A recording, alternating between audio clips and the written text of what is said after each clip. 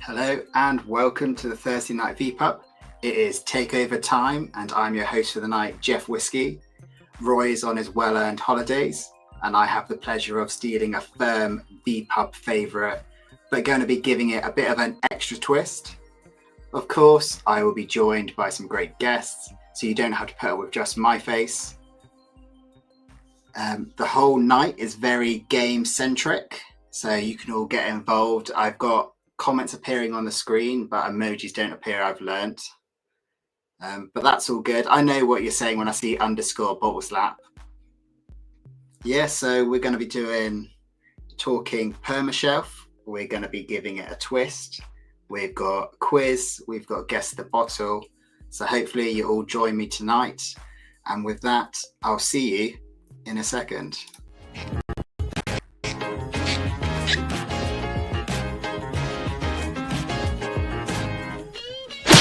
Jeff Whisker. Yes, I'm trying to channel my inner Roy. I almost shaved to have the goatee, but I just don't have the looks to pull it off. Thank you all for being here tonight. It is wonderful having so many folk already in. Do let me know if you can't hear me or you can't see me or any audio problems. If you @ Jeff Whisky in the chat, I should be able to pick it up. Can't guarantee it because it is a silky science I haven't mastered yet. But I'm going to quickly dive in, say thank you for joining me and welcome you in. And first in, I think, was Helen and Andy. So I hope you're living your best life up there. I've seen photos from, was it the Springbank, the barley to bottle? All good, so you can hear me. That's what I like to hear. So yeah, so I hope my name wasn't thrown around in slanderous terms up there.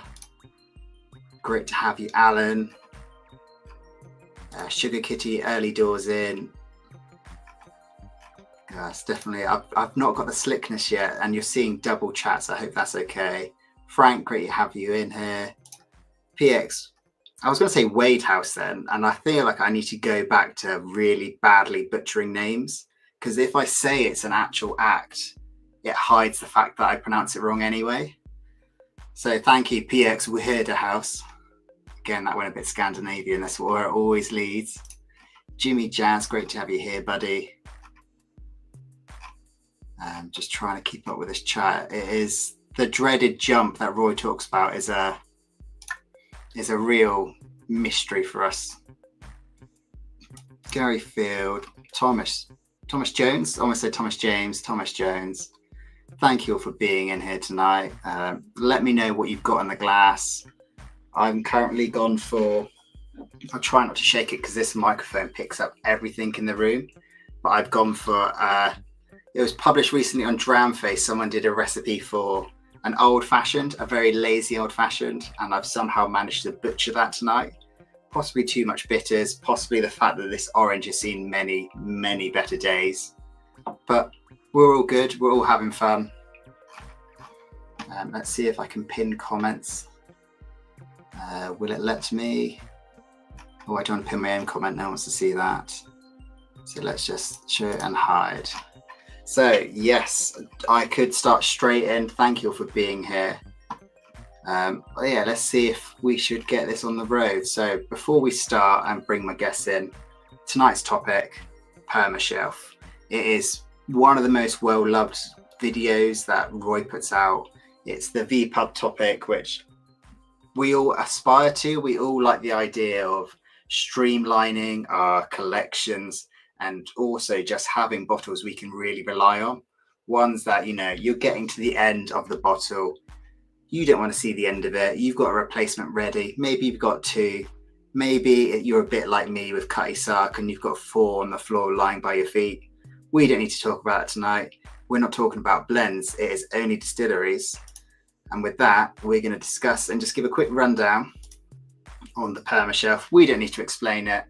We know what Roy says. It's the bottle which always is replaced and a permanent fixture on your shelf.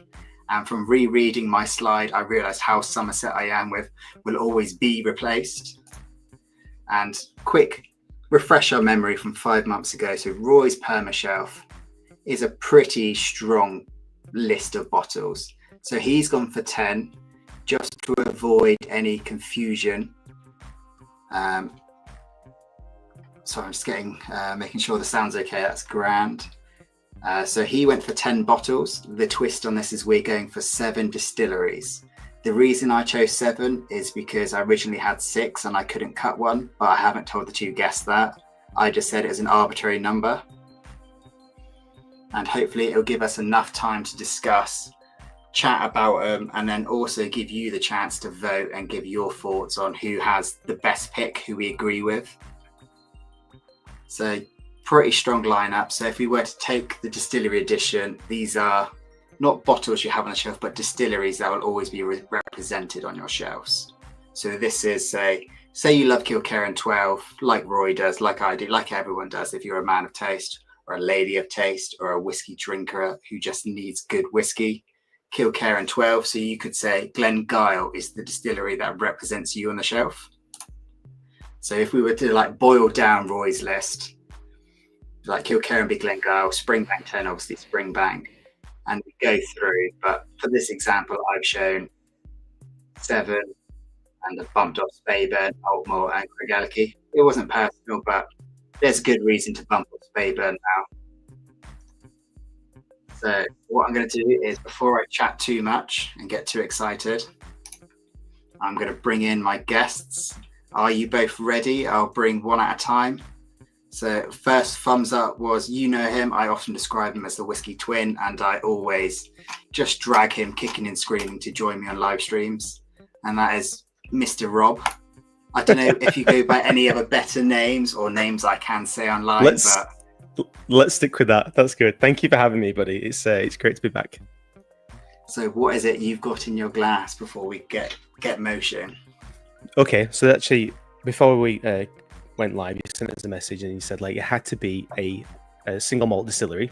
We couldn't pick a blend, basically. We couldn't pick like a Thompson Brothers or a Compass box.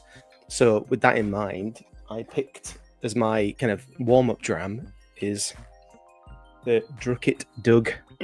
Hopefully I haven't butchered that, but I think this is the best one. It's at the minute my favorite warm-up dram, and inspired by Scotty Monroe himself. And yeah, this is an absolute belter. And I think actually, as we both like an offer, is on offer at the minute, Royal Malt Whisky. So there you go. Okay, not a plug, but I will put the link in later. Well, I'll wait until I look myself and see if I buy it, then I'll promote the link. Yeah, no, it's a good strong start. And my next guest, thank you, the Whiskey Wars channel. Put the link in the chat. I don't know if it got pinned or not. It may have not, because there's a poll running, but I'm sure if you know my channel, you know his channel. Awesome dude. And that is Ash. You right, buddy? Great to join you, finally, on a live. All right, we're very glad to have you here. So we started our channels very, very similar time, it's fair to say. True. And it's been great how we've had different approaches and just our passion for whiskey. So what is in your glass at the moment? So I've gone for a Longrow in my glass at the minute. It's a recent purchase, something I've not had for years, and I'm kind of upset that I waited so long to get it. It's so good. Well worth 50 quid. Yeah. Yeah. Oh, so definitely. Is that the classic? Is that the Longrow peated one? Yeah, the cream coloured label. 100%. An absolutely fantastic release that is. This is my second bottle. Yeah, and that's about 2 months. So, yeah, and the feel level doesn't lie. Yeah, true. True. Right, so I think what we'll do, we'll get the wheels rolling straight away. Let me just sort this out, and we'll fly in with, if I can position everyone. So the gamified, I like a game. Rob was pestering me as well in the messages saying, how can we make this a game? Not that he's competitive, but not be concerned. And poor Ash, I was just bombarding him saying, right, can you pick 6 bottles? No, make it 7 bottles. Actually, can we make it 8? No, let's go to 7. So we have stuck with 7. And this game will be a case of, as an example, let's just grab a bottle that I haven't selected. There we go. So I've not picked Westland in my picks, but you grab the start of each round, say round 1. Us 3 will grab our bottles from our pre-selected 7 picks we've got for tonight. One by one, we're going to sell it as why we chose this our Permashelf. And then we'll have a poll going in the chat so you can then join in and say, whose pick you agree with most. Maybe it's because you just have a connection to that distillery, or it could just be you've been sold, we should be on the marketing team. And we're going to, so the votes, I've been watching Fallout again. The vote in the poll would be which distillery you agree with, and we'll get a score of either 3, 2, or 1. So whoever has the most votes gets a 3, second most gets a 2, and gets a 1. And because not just in Whiskey Tube, but in the whiskey sphere, we have us enthusiasts tend to gravitate to similar bottles, similar distilleries, and just have similar whiskey experiences. And so I've tried to counteract that with, if we pick a duplicate to someone else in that round, you get 0 points. So even if everyone votes with you and agrees with you, it's still a 0. So we've got to pick it at the start of each round. We can change our order as we go along. We can try to be tactical, but once that round starts and we've selected it, we can't change it. So it gives it a bit of spice. It keeps you watching for a bit longer, I hope. I had no idea going into this. We were a chance of getting 0 points. I was trying to plan this tactically based on my own preferences. I wasn't just being just tactical for the sake of, but yeah, can't wait to get some. Sure.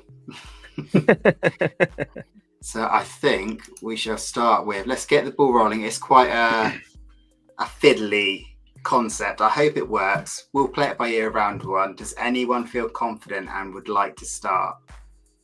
So we're not doing it all at the same time. We do it one. So we've got to all pick our bottles, and then we'll do one at a time to announce it. So I'm trusting you. This is Scout's honour. So once you say your bottle is in hand, we then got to lock that in before the round 1 starts. So if everyone grabs your first bottle, go on. I could go first and give Jeff 0 points straight away, but I'm not going to.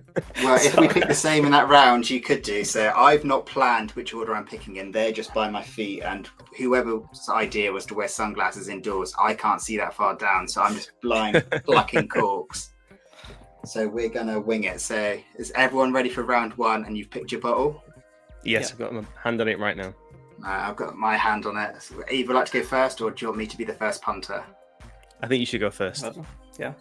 Okay, what could go wrong? Right, so I am starting with, can I present myself bigger? Not that I'm vain, but I am. No, that's not it. I've made everyone disappear. There we go. Right, so my first pick is Lagavulin. Wow. An absolute staple. Yeah. I would have always gone for the 16. I was kind of hoping to see your faces drop and be like, damn, that's what I went for first. But I thought Lagavulin's in the clear. It's not as cool as it once was. Yeah. I think the price increase in the 16 has tainted our image of it. But the 8-year-old for me is a solid replacement. Lagavulin 16 was the first one of the first drams where I was like, oh, I'm getting strange flavors. I'm at a harbour side. I'm at the seaside. I'm licking a trout. This is what whiskey is meant to be. So yeah. So my first pick, for the people who can vote in a second, and I'm sure you'll vote for this one, is Lagavulin. So who would like to follow up that mighty start? I could go next, if that's all right. Let's go see for it. if I can move you into the centre. I can. It's just you on your own, I'm afraid to say. Good luck. All right, okay, no worries. I've gone for Tobermory, but this one here is Electric 10. Just one of my favourites. Perfect value. £30 on offer.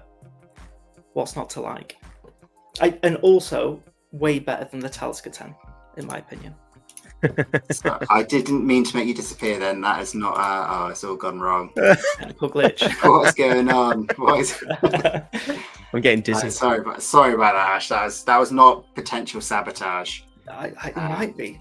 Might be. If you don't win it, you can blame that on me. But I was trying to make it. It's told me an option. Said, "Did you want to switch in the spotlight layout?" And I was like, "Yes," and then it just disappeared. Yeah, great shout. So Tobermory and of course 100%.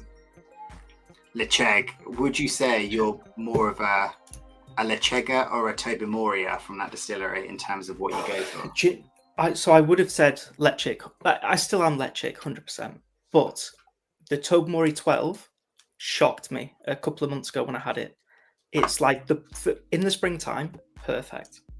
I really want to check out more, but unfortunately, they're kind of like a lot older, sherried, and a lot more money. So, Ledaig though, fantastic value and just incredible whiskey. So yeah, it's Ledaig. Yeah, you're selling it well there, right? It is, yeah. And for 30 quid though, like £35, you can't. It is a can't bargain. beat It It's is a just- bargain. Yeah, it is.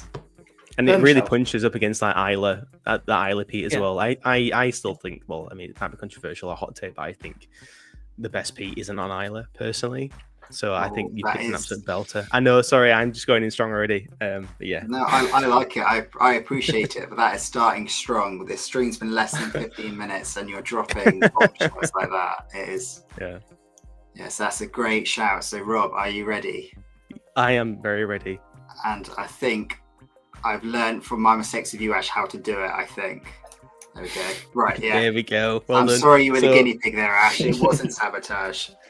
All right, Rob, sell it. So to I us. had my hand on the bottle off screen, and then it went full screen, and I don't know if anyone saw it, and I don't think you guys saw it, which is good. But I am stoked that this hasn't come up in the first round, because today of all days, I thought this would have appeared immediately, especially from you, Jeff. And it is Benromach. Yeah, good And shout. I thought I'd steal it from under you.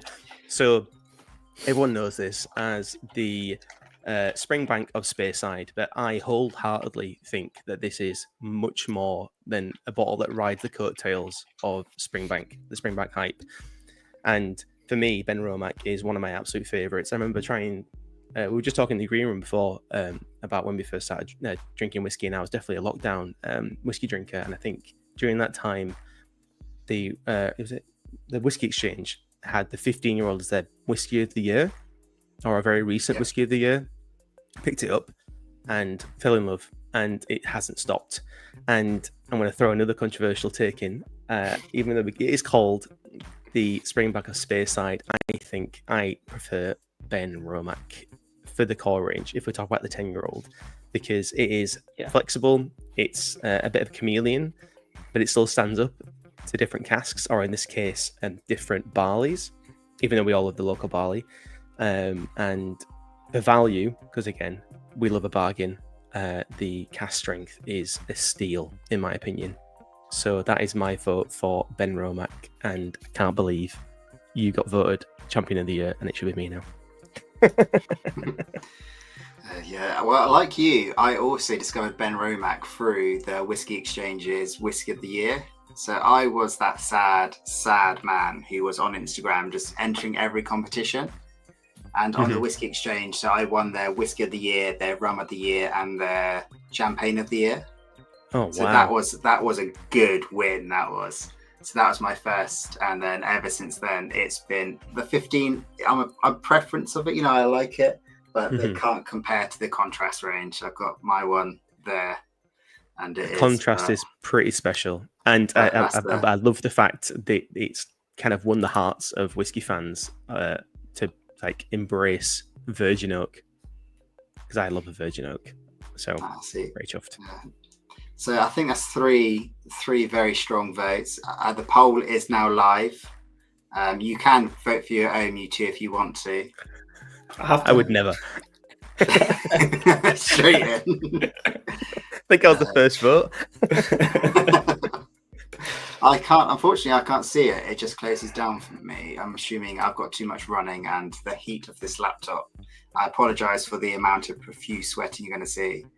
I'm glad the camera is very much nipple high, because I am in the shortest shorts known to man, just to combat.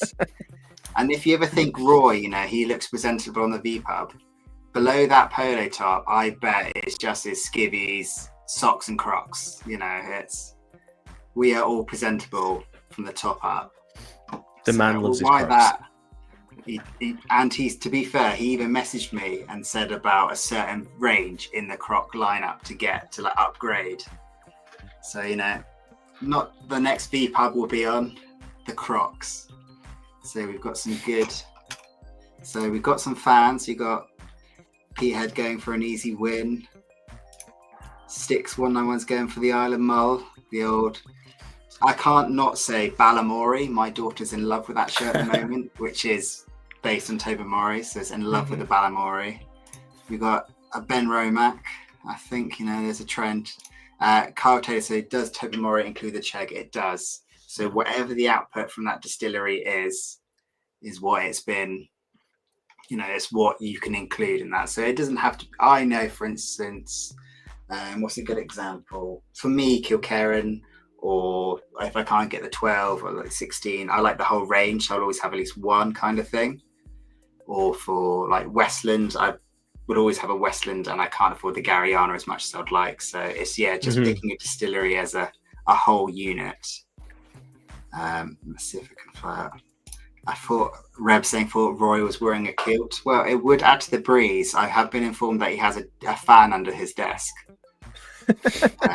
Peterhead saying you have been in the vPub during a live stream, and you have had first glimpse of the back end of the vPub, let's say. Great to have you in, Mac.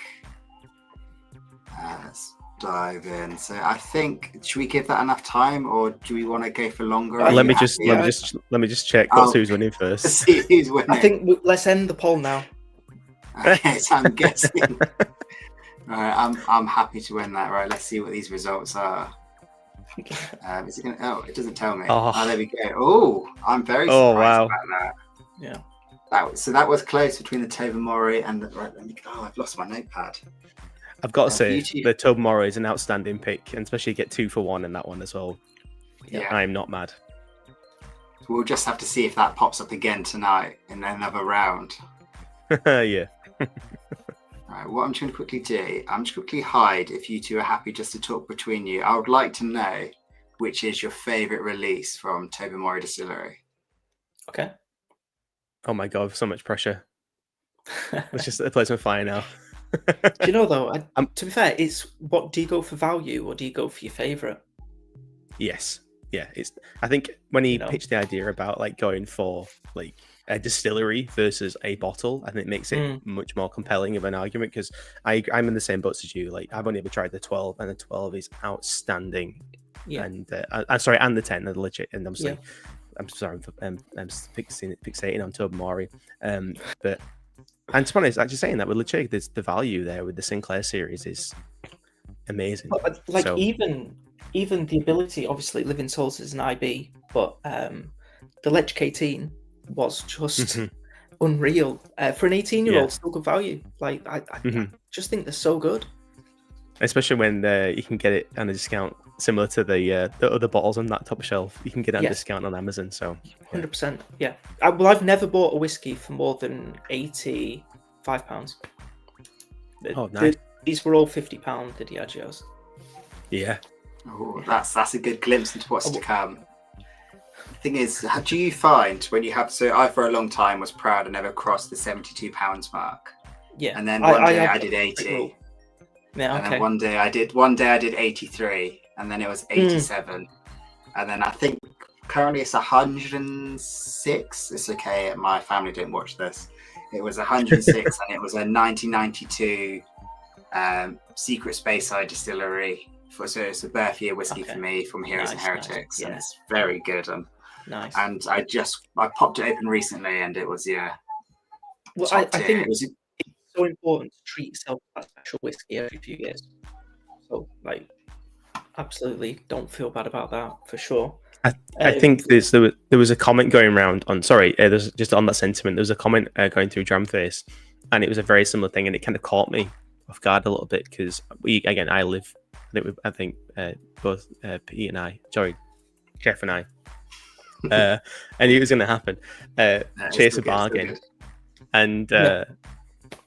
And yeah, it was a case of like, why would you don't just spend mediocre whiskey and go for the cheap stuff? And you could, instead of buying 3 cheaper whiskies and go for a big celebratory whiskey. And to be honest, I think in some cases that's true, because the amount of, we're tripping over bottles with our collections, and it's a case of, well, why not consolidate 3 good whiskies into an amazing whiskey? So yeah, it's for me it was difficult to argue. Yeah, for me, I was like £60 the whole way, and then a little bit like Jeff, I went to 85 because it was.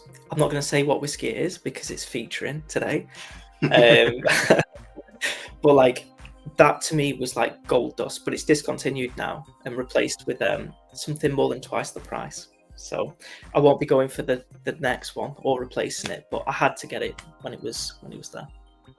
Yeah. Oh, interesting. I'm trying to work out what it could be now. Yeah, me too. You should know, Jeff. You should know. You should know. Even more pressure now. It says he's a fan of the channel, you know. Wait, you've got a channel? Wait, I've got a channel? I thought we were just 3 mates chatting. I thought this was back in the lockdown days. We're doing a Zoom quiz. Yeah. So I think that's a clear. So I've got the scores noted down. So I've got a 1, Rob with a 2, and Ash with a 3. I need it because I know I'm dropping later on. So it could all change. You know, we could get a whole rows of zeros. It will. So if you ever see me messing up on the numbers, it is highly likely. Do feel free to say, "Now I've been diddled. I need to raise." In the vPub last week, Roy kindly had me as a guest with Roddy and Jim was diddled on that stream. He was points were. I don't know if they weren't added to him or they were subtracted. It didn't matter. I took the win clearly. That's not the point. We need to just clarify. So I think, humble. Yeah. So how did you feel about that? Do you feel this concept works? Yes. Perfect. Yeah. It's good fun. I'm really glad you didn't say no, it doesn't, because I've got nothing else planned. I think we should switch it up. It's just not clicking. Yeah. We'll just close it down. So we've got Gary agreeing fully with the 99 and 1. I'm annoyed. I think, is it fully sold out now? No, it keeps coming back in stock. It surprises me. I'm gonna have to buy it again, and I'm on a ban. that speaks volume when you're on a ban and you're happy to break it. No, it's really good. It is different to the 18 though. Like factory. Oh really? It's different. Yeah. Got a video coming soon on that. I actually look forward to that one. Good. That's good. Genuinely, no one's spoken about it, but I bought them both at the same time, and I have them both side by side. They're different, but it's still great, and I would buy that again over the 18. Wow, really? Purely for the value, because it's 55 instead of 95. I've got to say that was an immaculate plug.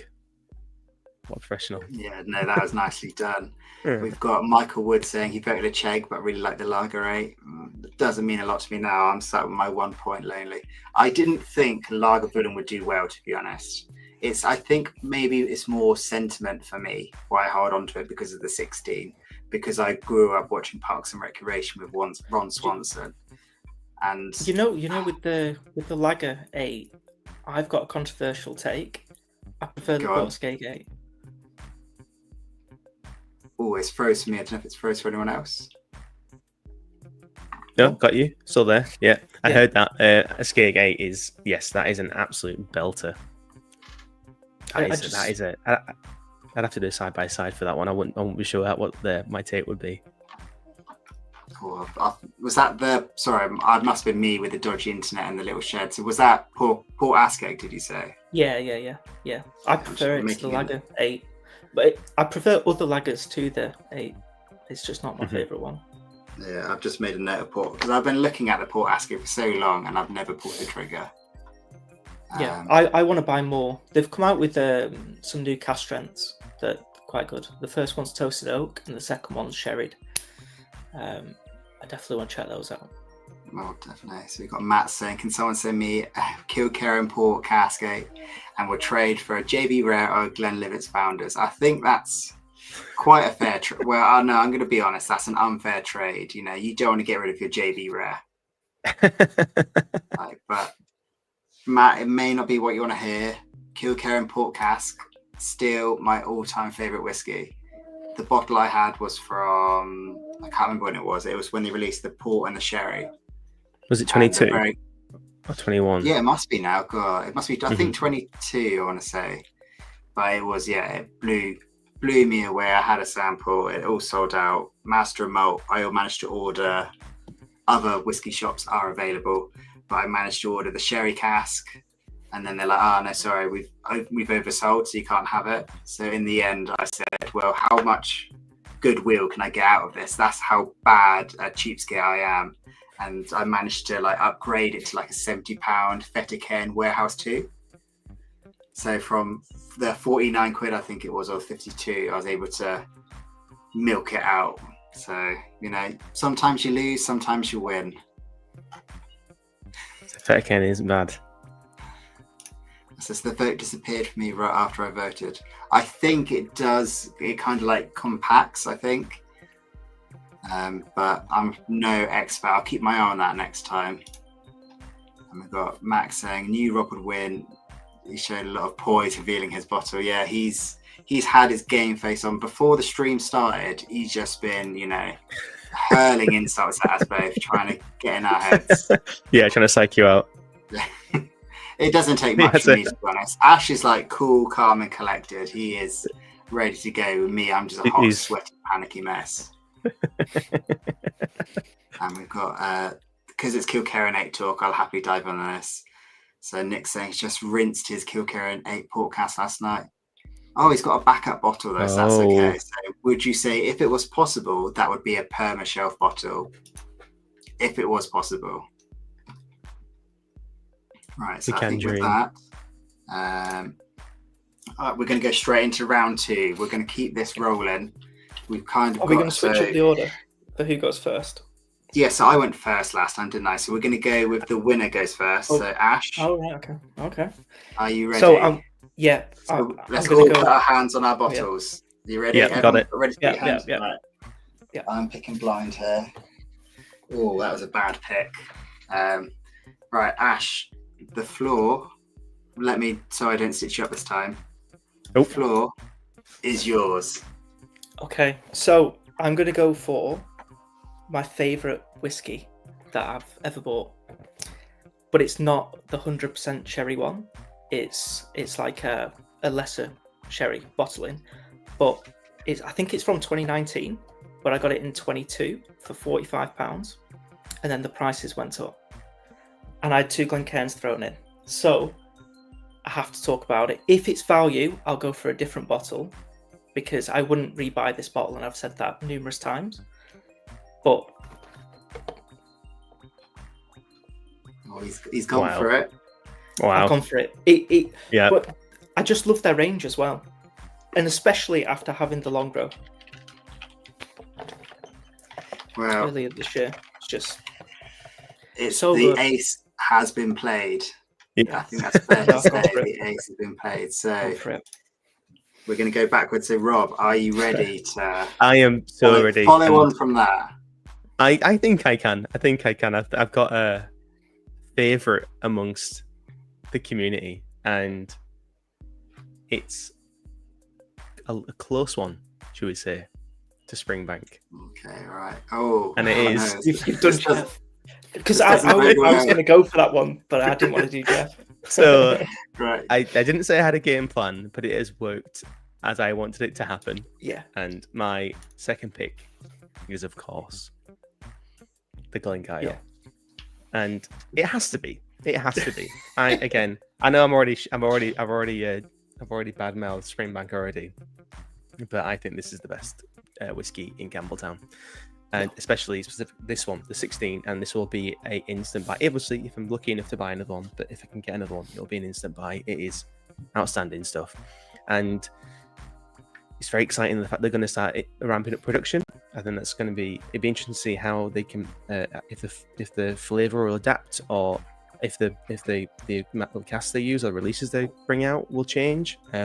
Hopefully they stick with the 16, but I don't think I have anything else to say. It is Kilkerran, it's Glencairn, it's the other Springbank, but I think it's the best one. So yeah, there we go. 3 points, please.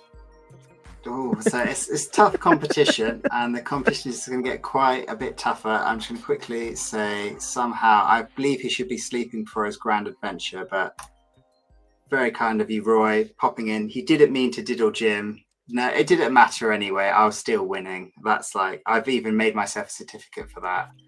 But yeah, as myself as Jeet, I will enjoy the summer and hope you have a grand old break too. So thank you very much for that kindness, Roy. You didn't have to. I'm grateful just to have the platform to chat with friends and talk about whiskey. And then he popped in the man on the other side of the world. If I can find it. There he is. Phil himself. Good to see you, lads, listening in the background. I hope you don't hear my tears, Phil. Very kind of you to super chat's the term, isn't it? It's very kind of you, buddy, and enjoy listening to me weep as I reveal mine. And that is, I might as well keep Rob's big screen, to be honest, because great minds think alike. A big fat zero for us both. I've also got No, really? Yeah. Wait, we both get zero. Second, I must admit. I thought that was 2. I think I agree with Ash, actually. Yeah. So we've already taken over this stream once. Yeah, so we've gone deep into Campbelltown territory. I don't know. Yeah, I'll just add to the Springbank though that you have Hazelburn and you've got Longrow and you've got other options. So just gives you. You do, and I did say so. We'll come to. I've sent out on the patrons Campbelltown as well. lock. Does that count? Because that's by Springbank, isn't it? It's not. So because that's got something else. That's classed as blends. It's not allowed, but it is. Yeah. Even though it's because then they got Glen Scotia in it, isn't there? In Campbelltown. Yeah, and Kilkerran. Yeah. So yeah. So if it was, yes, it's not. Bottle by Springbank. And it's a good-looking bottle too. So we won't. So we'll put it out to the vote anyway to see what happens. I'll quickly do that poll now as I cry into my beautiful Kilkerran. So the one I grabbed was the bourbon cask from last year. You've got immaculate taste. Winner. Just quickly make the poll. I can't believe. I think we know who would win anyway. And one thing I haven't thought of is how many points does Ash get? So we're both on a 0, me and you, Rob. It's got to be 3, hasn't it? By default. So do we say 3 or do we go middle ground at 2? What if he doesn't win? So technically, true. That's a good point.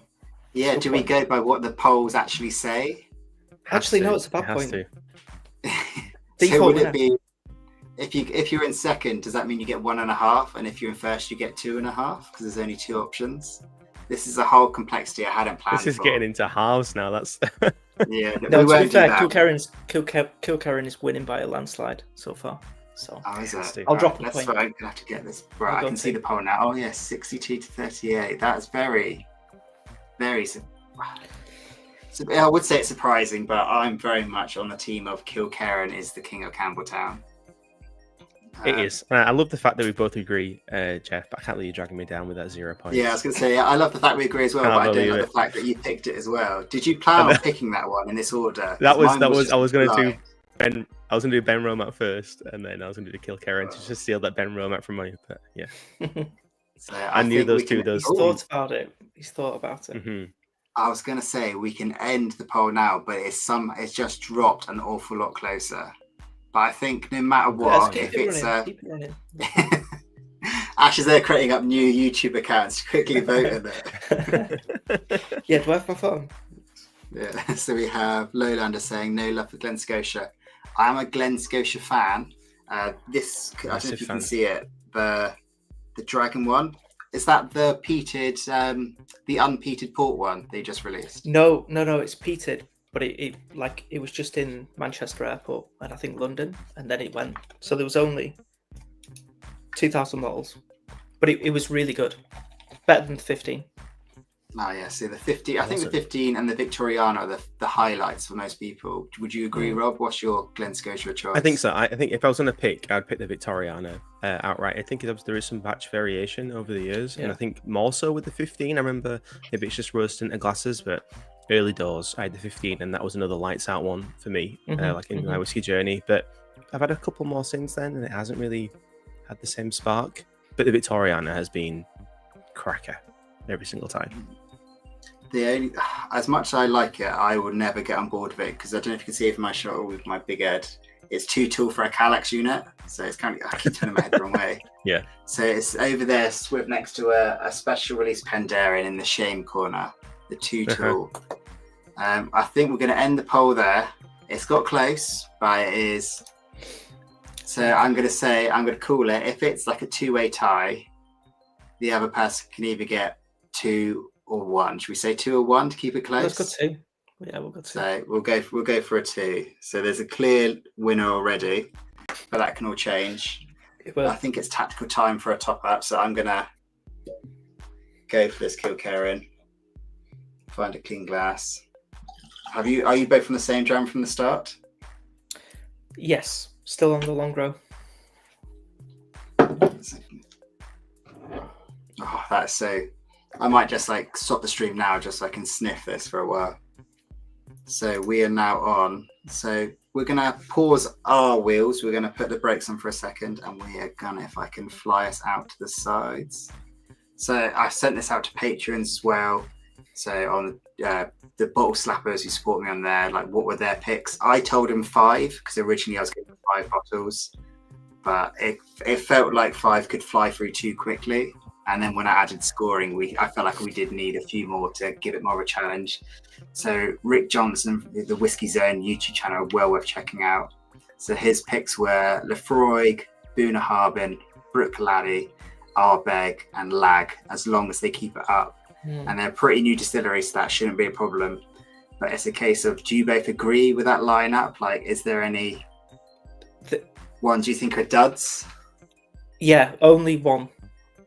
Oh, I'm going to guess your dud is Ardbeg? It's not a dud. It's not a dud. I enjoy the whiskey. It's just compared to the other ones, it's not in the same bracket. I'm going to guess. Is it Ardbeg? Because I know there's a few Lefroigs. I think the core range of Ardbeg is so good. You can't. Definitely. Yeah. You can't deny the 10-year-old. No. You can't deny it. Yeah, I've got to admit, I've never had Lag ever. Really? It's shameful. It's shameful, isn't it? Really. There's been so many releases, and it's just one of those ones I just never have picked up. And I'm very jealous because I've heard so many good things. I think it's a cracker lineup, but Rick's definitely living on Isla, isn't he? Yeah, I was thinking that is. Well, no, I can't say that. Yeah, don't say it. I think he's chosen well. It's just one of them that I. So are you going to release that information, or are you just going to tease us? I'll tease it. Okay, I like that. A man of mystery. So Tobias next. So wow, he's got a Springbank in there. He's got the Springbank card out. So he's got Ardna Merkin, Benromach, Craig Ellicky. It wasn't intentionally alphabetical, and then you got Loch Lomond and Springbank. So Loch Lomond, I can see. It's it's the diversity pick. I would say it's got so much choice in there. You've got peated, unpeated, pot still, straight neck still. It's got everything. It's also got. It's a good time to mention it. Oh no, I put it somewhere. What are your thoughts on the whole mystery malt Thompson Bros? Are you in this world? I'm a little biased because I was very lucky to kind of lend a hand to some of the work that went out with it. But I think it's such a great idea. It's such a the ability to be able to like get, no matter what, it's going to be a great bottle. No matter what you're going to get, it's going to be, even though it might not be the one that you hope for, I think you're going to enjoy it nonetheless. And the whole aspect of either like collecting them and then like revealing them, it kind of reminds me of like being a kid and getting like Pokemon cards and like not knowing what's going to be underneath the foil. And I think the whole idea is just it's pretty genius, and I'm surprised it hasn't been done before. It's very, very clever. I think it's fun, isn't it? It's fun, really. And I think it's a great idea for, like, I know people that buy wines every month, but they don't know what they're going to get, and it's kind of like a similar thing. But as Rob said, you know that it's going to be decent liquid inside. So I think it's just fun. Yeah, and when you get something like this, I don't know if you can see that. So that's a 28-year-old Inchmeren. It's not Loch Lomond as I know Loch Lomond. It threw me. I did taste it blind first, and it threw me through the ringer and then some. I was sure I had either like the Knockneen that they released, or Wow, there's a really? young Lockley. It just had the fruitiness which I associate with Lockley. With Loch Lomond, but it was so kind of like almost fizzy and spirity and a bit yogurty, and it's just really did. I don't know if it's an interest. I believe it's a refill sherry, but that's had the lightest touch in that time. And it was so spirit driven, but it's an awesome experience. Is it £65 they release it at? Is the retail price? And to get something at that age, is it a 29-year-old Ledaig in the mix this time as well? And I think so. I think so. Just wild. I've not seen anyone open a Ledaig there. I've enjoyed Instagram being full of people who's got their bottles and opening it, and the Aquavitae Facebook group. I very much enjoy going through that, and WhatsApp's full of people's adventures and getting it wrong. I don't think I've seen anyone guess it right, but strong pick. So I think with that, should we mix it up and play? We're going to play a different game because for some reason I am the game master tonight. I am enjoying the fun. So guess the bottle. It's something I've played a few times. It's a case of you two live, people in the chat. If you're watching along on the replay, thanks so much for watching. Feel free, as soon as you see it, add it to the comments, and then you can reply to your own comments, say how wrong you were or right you was, and I'll try go in there. And I'm also going to try after this add in the chapters, so you don't have to listen to me waffle on too long. You can just get to the nitty gritty of Rob and Ash fighting out to be the winner. So I know you played this poor Rob. Ash, have you seen this game? I have. I watch your streams. You know I do, Jeff. But I'm sorry to hear that. I got one right in the chat. So in the past, but I'm normally terrible. Okay, so this doesn't count towards the point system. This is just a bit of fun because I had him ready to go, and I thought, I was running out of time preparing for tonight. We got for some sort of reason UK. I think I'm losing. I think so too. It's going to be a long night for me, I think. It's a game show, multiple games. Meep. A fantastic name. You guessed the Benromach 14 right, but only because you've seen someone else review it. So you kind of knew what to look for. Helen and Andy, they had the Kalila and the Dornoch. I think Dornoch is the one I wanted the most. Yeah. Just because I've not experienced it. It's not like it's readily available or anything. It's still young. It's still exciting. So you've done well there with the Kalila and the Dornoch. So if you've anyone else that had their mystery bot as well, chuck it in, and I'm not jealous. I'm very happy with my pick. I think you've done very, very well. Yeah, you did pretty good. And Graham Young, thank you for popping in, buddy. Grateful for you popping in. Sorry, I missed your message until now.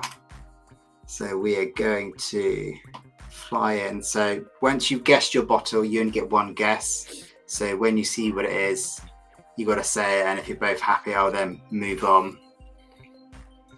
And we've got a Lowlander who got the Tormore 17, which again, I think that's a solid. Amazing. Well, I think also, was there a Tora Baig? I think so. Yes, a Tora Baig, and that was really cool. And there's also an Ardbeg 16, which is wild. Oh, the Ardbeg, yeah. This is it, isn't it? Like the lineup, no matter what you get, they all sound exciting. They're all stuff that might be hard to get with an indie anyway, especially at that price. I got in the first series, I got a Kalila 14, and I was so happy to get a Kalila because it's such a great indie dram that gets bottled by indies, and it was burnt, caramelized lemon sherbet drops. It was just magic. I still got my number 2 to open, but I've been saving it. Have you not opened it yet? I haven't, and I've been waiting for a moment to do it. And I don't know. Now I've seen you've got the Loch Lomond, and Fingers Well, crossed. I'm not to pressure you, but there's no Should do it time on like stream. now. Yeah. You do Should I it just do it now? blind. Yeah, you do it blind. Sit with it for a while, so it's only off a neck pour. So don't announce it, but sit with it for a while. We'll come back to it later down the stream for your guess. So you got a proper chance to, because I do wonder if that's what stitched me up. I opened it the day it arrived, and I know people say bottle shock's a thing, but I was too excited to not.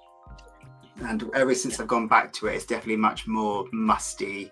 I don't know if anyone else, when you go into a charity shop and it's got that kind of wool smell. Do you know what I mean, Ash? Like that kind of slightly musty, dusty tweed jacket that's been hanging up in a wet cupboard for too long. Yeah. So that's building. So there's no pressure. I like that Rob, though, in whiskey, to be fair.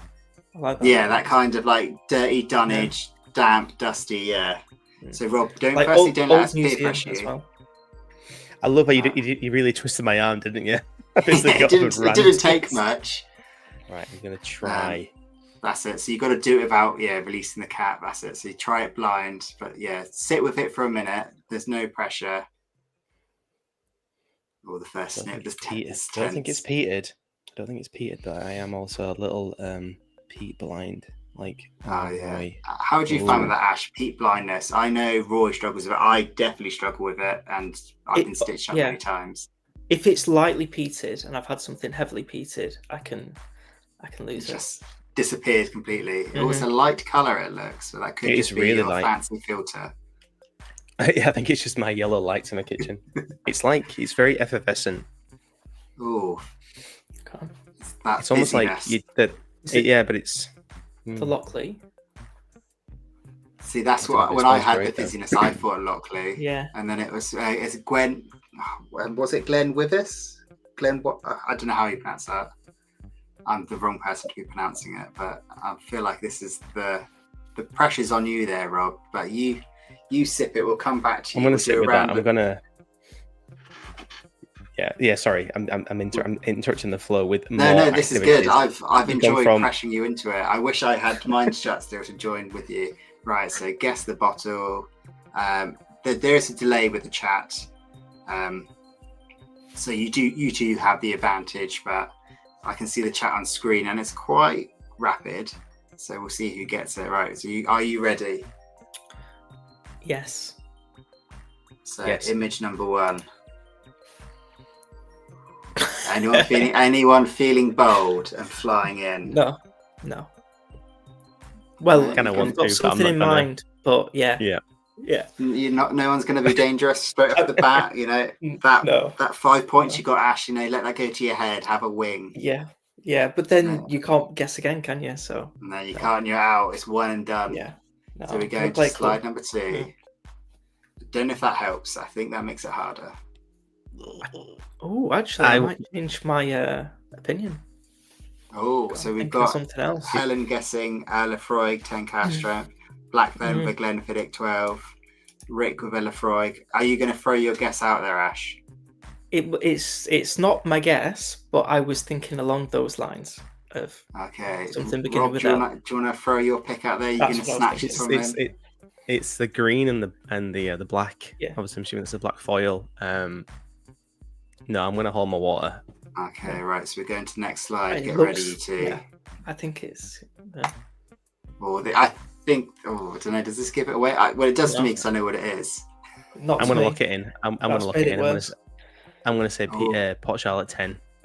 So Rob's going to Port Charlotte 10. I don't need to make a note of that. We can remember that. All right. Okay. Well, I can just wait until the last photo now, right? You can now, yeah. So. Dear me. I think he's feeling confident now. He's right. Yeah, he's feeling confident.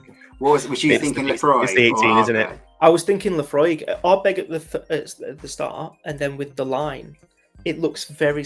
Well, Rob, did you say the full name? Did you say Port Charlotte 10? Or did you say? I said Port Charlotte 10, but you're going to say it's the 18, aren't you? No. So. Is it the cash strength? Oh no, it's the 10. No, it is. Yes, the 10. Yeah, so it means nothing apart from bragging rights. A few people guessed it. Kyle Taylor guessed Port Charlotte 10. I can't. Reb says I need to clean my lens. I do indeed. They were all my finest photos. They were. There we go. I can bring it up. So Andy guessed Port Charlotte 10. Lowlander with the PC, Reb with Lefroy 10 cash strength.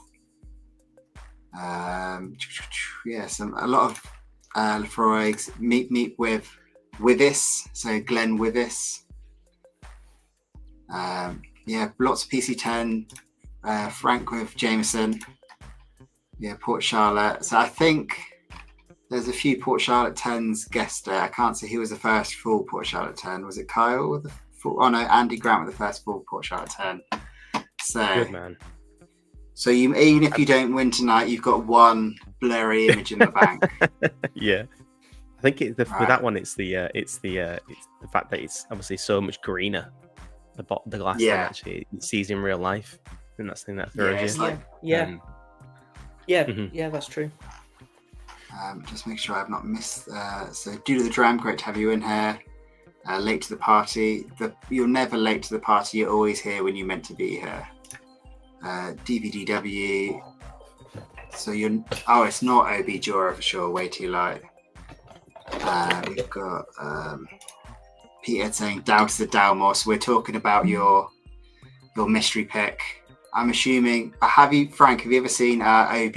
An Indie Dalmore, Vin bottled one, and it was like it's not Dalmore as you know it. It was so light in color, and it was straw, and it was light, and it was fruity. It was a banger. And we got. I'm always butchering your name. I'm going to say. All right, I might even Google how to pronounce this. No, I'm going to butcher on purpose. Taze, Tiaz. Thank you for popping in, buddy.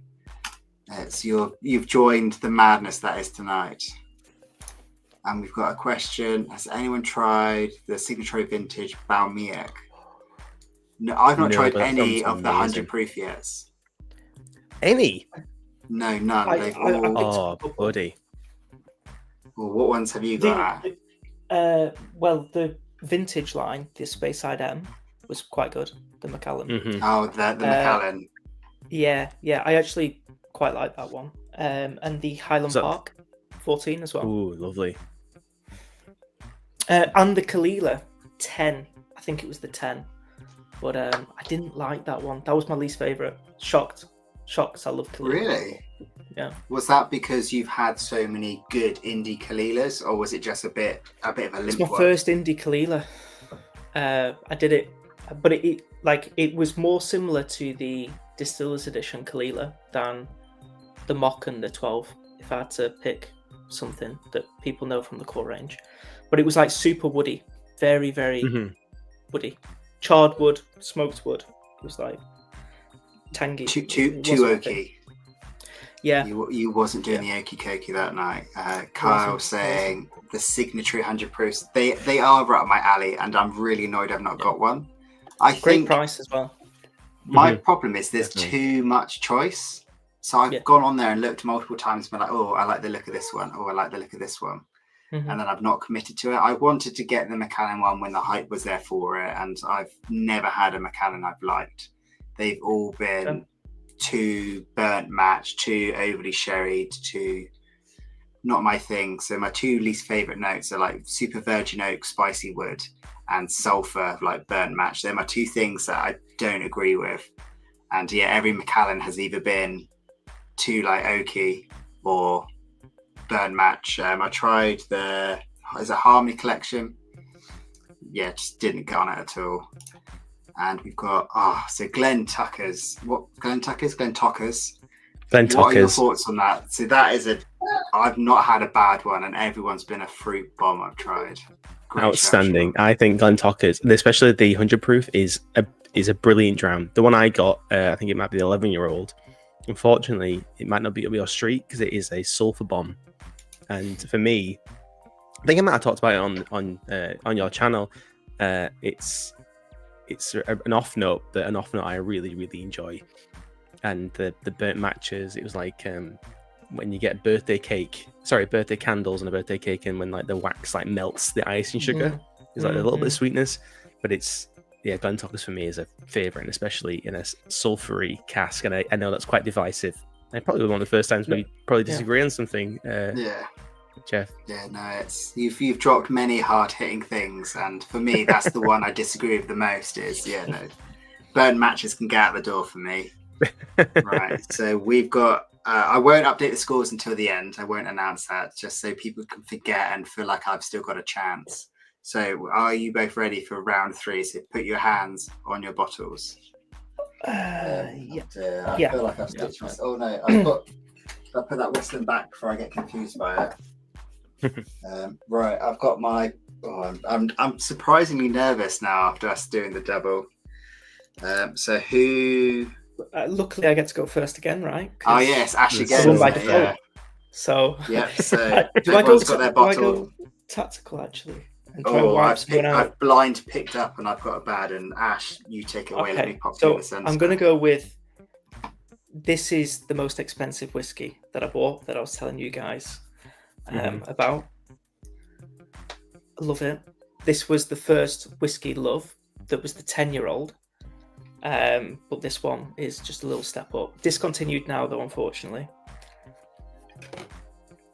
Lafroig 16. Like, for me, Lafroig was the reason why I got into whiskey. That's the reason for the passion. I know you love the 10 sherried oak, Jeff. So I thought I'd get in a little bit quick just in case you picked it. But this to me was just unreal because it mutes the 10, but then adds what I love, which is like the pine and a little bit more vanilla and softens it up. It's like really good stuff. 48%. It's good. Oh, you are selling that to me. It's been on my wish list for a long time, Lafroig 16. I was hoping someone write best whiskey you could buy for under 100 quid. And I was tempted to put that forward even without trying it. I was that confident how good it would be. Yeah. And yes, that's they strong... discontinued it for the 18 now, which is 180. So yeah. Oh wow. That's why I won't be rebuying. But amazing. What are your thoughts on the lore? Because it's a mixed bag for me. I love it, but not as much as a lot of the other whiskies that they have. Okay. Have you had the lore, Rob? I have. It was only a sample, so I'm not going to pass judgment on it. It wasn't like it didn't grip me, but I'm definitely. Lafroig's fantastic. The cask strength was brilliant, but my heart lies with the quarter cask, and I just don't think again. just showing my colours tonight about. Yeah, exactly. Yeah. Brilliant value. Yeah, really good stuff. But I'm the same. I've had the 16 on my my wish list for a long time. It's my second favourite whiskey. Oh, really? Yeah, and it's discontinued. Sugar Kitty saying it's almost empty. Coconut. We agree. I think we both Jeffs as well, Sugar Kitty. But yeah, sulphur and coconut. I agree with you. I don't mind coconut so much in a whiskey, but coconut anyway, like a Bounty Bar. What is that? Come why on. did they put that in the tub? Do you know though, coconut's amazing in the R10? Well, I've not found coconut in the R10. I know I'm going to be rooting for next time. What on the in the palate? Yeah. I can see that being in there, kind of that softness, but I find coconut's quite a young whiskey, kind of like a sharper, almost not sour, but there's that kind of thing that cuts through with coconut. I can't think of a good example now, but you've done a very strong start. We'll see if it stitched anyone up. Rob, are you ready to go? I am ready. All right, let's reveal yourself. That comes at the end of the stream. No, fortunately, we haven't got a double again yet. But this one is I feel like I'm reminiscing quite a lot actually in this stream. So this was like my first crush when it came to whiskey, and I adored the stuff. And it's another chameleon distillery, but I feel like it's also very recognizable when it does get married into different casks. And for me, it has to be a Permashelf distillery. It is Deanston, and for me, I know it had a lot of hype, especially in lockdown, driven by a certain Mr. Duff. So obviously, and Ralphie, he touted quite a lot with the 12. He spoke very highly of it, and I think it's maybe waned a little bit over years. I think we're not really talking about Deanston as much. Maybe after the fact they started releasing like the Dragon Milk release and all of these kind of like odd supermarket releases And then also Kentucky one. hiking. Yeah, and yeah, exactly. Thank you. And hiking a lot of the prices, I think, compared to what it used to be. But there are still a few gems, and it was also my first whiskey distillery tour. Even though I had to wear a COVID mask going around it, it's still very, very memorable. So yeah, that is why I'm voting for Deanston as my third pick. That is It's a good pick. Good pick. Yeah, I love the 10 picks. Bordeaux. Yeah. Ooh. So that was going to be my my bottle I was going to use as my kind of like introduction to Deanston, because that is it's a cracker. The travel retail. For the price. Yeah. Was that? But I think they've Madeira replaced one it you had? now with a non-age dated sherry, haven't they? I think. Oh really? I'm not sure. I know Interesting. they've come out recently with a non-age dated sherry that I was going to try actually, but I just didn't go for it. I just don't think you can beat the 18 and the 12, to be honest. Yeah, As well as but obviously the nice Deanston little 18, releases. well, look, that's when Especially I again when first it's started. on discount. Yeah, my best so far is 50 quid. And it is Yeah. just spectacular. And yeah, so my I think last you've one was outdone 50. me. Yeah, that was there's a brilliant whiskey club, the Somerton, and that was my first bottle from joining that club. So it was you paying £50 and then you don't know what the bottle you're getting is, and it turns up and it was Deanston 18, and it was just like starting off high.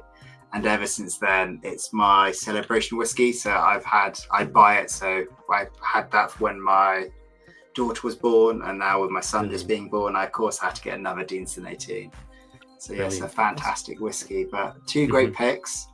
Somehow we haven't got a double, which is good. Wow. Or a triple, but, which I'm relieved about. So I'm going to quickly throw down mine. I think the competition is too tough for me to even make a dent in for this one, but I'm going to give it my best shot.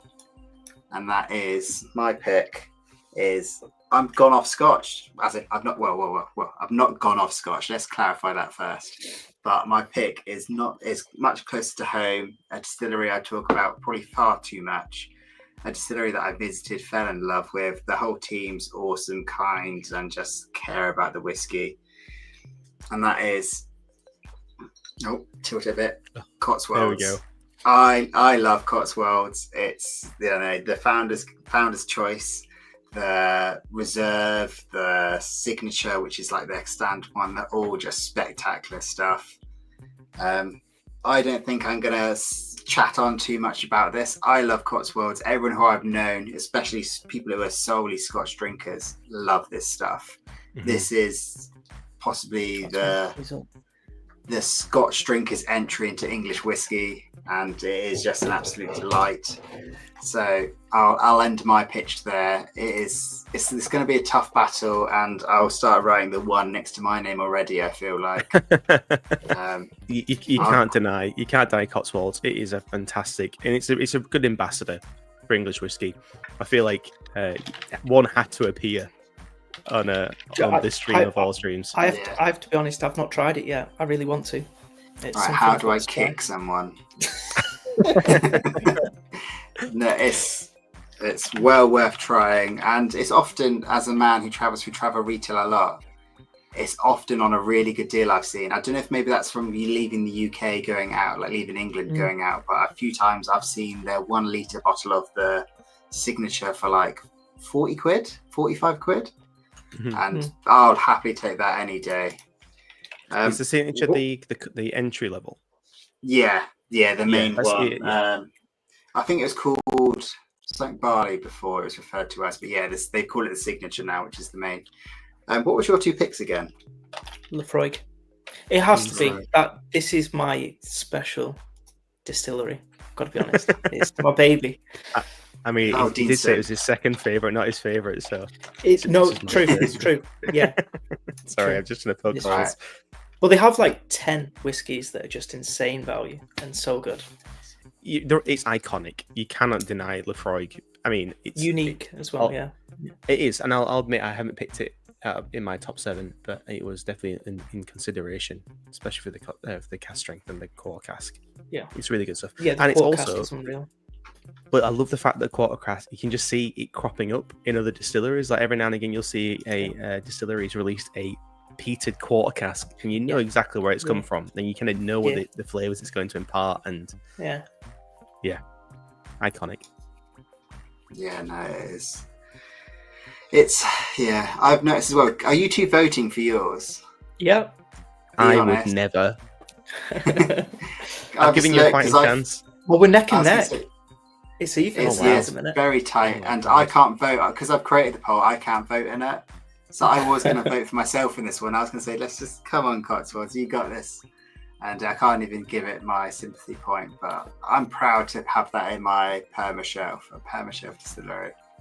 But if it was a Permashelf bottle, I don't think Cotswolds would make it into my top 7 because I couldn't pick just one bottle, I don't think. Maybe the signature, but the Founders is just fantastic. I'm edging, so should we... I'm edging the win. So should we end the poll? I'm gonna fly through some comments. Oh my goodness. Let's see if I can catch up. So we got Peter saying agree with Rob, Lefroy, Tone, Cash, Strength, and Quarter Cask of Fab. Yep. So you're voting with Ash. Yeah, me. I do love Lefroy. Jeff for one shots. I do the draw. Rob saying Wolfburn PT Quarter Cask. Yep. The elusive Quarter Cask. I do wonder if another distillery should start doing a quarter cask release, just so they can say when they hear the word quarter cask, it's not just synonymous. Throw us out of the loop. And we've got breaking news. Jeff Whisky has gone off Scotch. What's the next channel? Wait a minute. Something popped up that I can do. There we go. I can do this. There we go. Breaking news. Jeff Whisky has gone off Scotch. What's the Jeff Fitness definitely is not happening. Jeff Cooking. Jeff Cooking would be a good one. I'd watch. I like cooking, but I'm not very good at it. Jeff Urban Exploring. I think that's a stretch.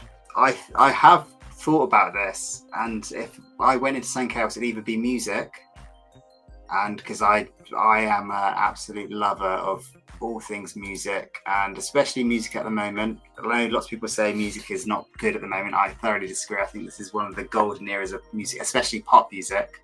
Is it Chapel Rowan for the win? Fair play. Or it would be, I do like watches, Casios especially, and I do like shoes, so they would probably be like the alternatives. Or shirts, but my picks are literally shirts. What is the cheapest? What is the cheapest on Vinted? That's my plan at the moment. It's got to be the Jeff Whisky Hawaiian shirt range, doesn't it? Yeah. And that's for the Hawaiian shirt. I get that that comment now. Yeah. Yes. The thing is, I couldn't start a channel because all my shirts are Marks and Spencers. They're all the same like line, and they're all the ones that get heavily reduced at the end of summer. So it's slim pickings. You've got to play the game though. Yeah, Sean's saying Cotswold sounds like a Victoria era swear word. Yep. What is the phrase? Oh, codswallop. I don't know if you ever say codswallop. Yeah. And we've got Reb saying he loves the Cotswolds. Please vote for it. Well, don't worry, there's no chance. I've just looked over. We're going to end the poll there. Unbelievable. Let's see what it turns up with. So yeah, we've got Cotswolds. I'll give myself a 1 now. Ash, you're absolutely killing it, pal. Yeah, Dean's still 39. I know I'm going to drop 49 points for the next 4 now. So it's. I needed the points. Yeah. I need to take him down. I think that's what it needs to be. I need to get some doubles with you so we both get zeros. There's no point for me anymore. Yeah. Right, cool. Right, the scores are in. I would say it's close, but we won't go that far yet. No, this is just any shirts. This is Jeff shirts. I'm proud that these shirts have become so synonymous with me. And the thing is, people are like, you wear that for the streams, you wear that for videos. This is what I wear every day. I was at a solicitor's discussing wheels today, wearing one of these, and it's a lifestyle choice. And with that's why I'm on the shirt. I've tried to fit in, but I've got nothing as snazzy as yours. You're much more sensible. It's not. I need to buy something. I'll change it. I'll get something crazy. Next time we need to commit to the sunglasses and the coiffed hair and the Hawaiian shirt. Yeah, 100%. It's not a good look, but it's a bold look, and I'll stick with that. It's again iconic. I'm the Wow, Victoriana of the whiskey fashion world. Well, luckily Right. I get to go first again, right? Yeah. I might as well not even enter this. I'm just trying to work out which ones I've picked because I've been doing this blind. Right, so I've done that one. I've done that one. Do we have 4 left? Yeah. Sorry, yeah. Right, I'm going to be tactical now and pick one. Okay. All right, I've made my tactical choice. Okay. Right, I'm, Ash. Are you ready I'm to gonna be tactical reveal too. yourself? Yeah. I'm going to be tactical too. I've gone for this pick because I love peat, and the core range of this distillery is incredible. I don't go for the special releases, I've got to be honest. But you might have guessed it. This whiskey, by the way, is my favourite one, the Corrie Reckon. But I probably would have gone for, honestly, the Wee Beastie for the value. It's just unreal. But yeah, Ardbeg for me. I prefer Lafroig, but Ardbeg is a close second. I just think they're so good. So good for the money. Well, that is a strong choice. After we just discussed That is a Ardbeg strong as well. choice. But the thing is, all the core range is so good. Mm-hmm. Exactly. I think they have tainted themselves with all their special releases. Yeah. They've I agree. oversaturated their overpriced stuff, and I think they have taken a bit of a step back now. Yeah. They've almost dropped taken the a chunk prices, out of haven't their they, own market, on haven't them? they? Yeah. Yeah, They've definitely. dropped prices. Yeah, I some think of the for like special. the newest special releases come in a little Yeah, bit they're much more That's awesome. accessible. Yeah. I can't remember. One of them was silly, the Y2, Yeah. whatever it was. That was silly, but there's a couple, which were much more like below the £100 mark, which is unheard of for their daft special releases. But yeah, the core range, the 10. If you go core range, you're getting £30 to £60. Like, yeah, it's so a shame that I feel like the special releases are taking a chunk out of their own like core range. They're almost like overwhelming it to the point where people don't even talk about it anymore. I mean, for the longest, I've had the 10 and the Ugi and the 5, the Beast, but I've never had the Corrie Reckon, and that's always been on my wish list. It just never got my way because I've just obviously focused on other whiskies of theirs.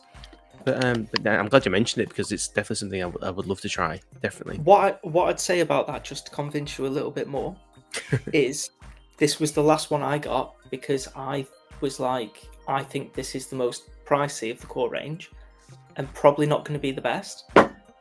And then I just got it in duty free one day, and it is the best one of the range. So it's worth it. I say getting into whiskey in lockdown, everyone was always singing Ugadal's praises. Yes, but I prefer the Corrie Reckon. Yeah, well, I must admit, I do like the Ugadal, but I think it was a bit too much one way, too much sherry, too much everything. I think it was a bit overwhelming when I first tried it. I know it's a very popular bottle, and I know sherry and peat is very popular, but I don't think that's really the kind of style that I go for. So that's why after that, the Corrie Reckon always sounded really, really appealing. But then you kind of get bombarded with all their other special releases, and it's like, well, you kind of gets left by the wayside.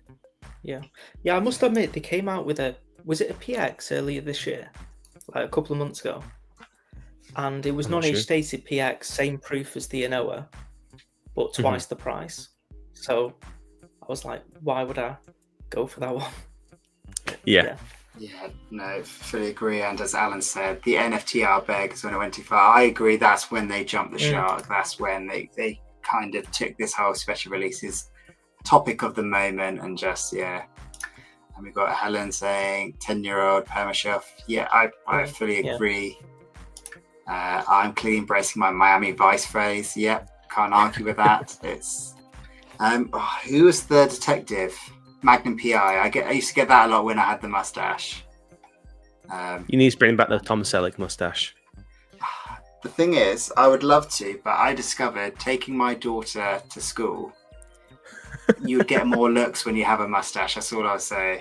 Out of jealousy. So the mustache had to come off. I'm sure it was. I think from the dads, it was like, yes. Absolutely. Like you would get side eyes, like, who is this man in a Hawaiian shirt and a mustache?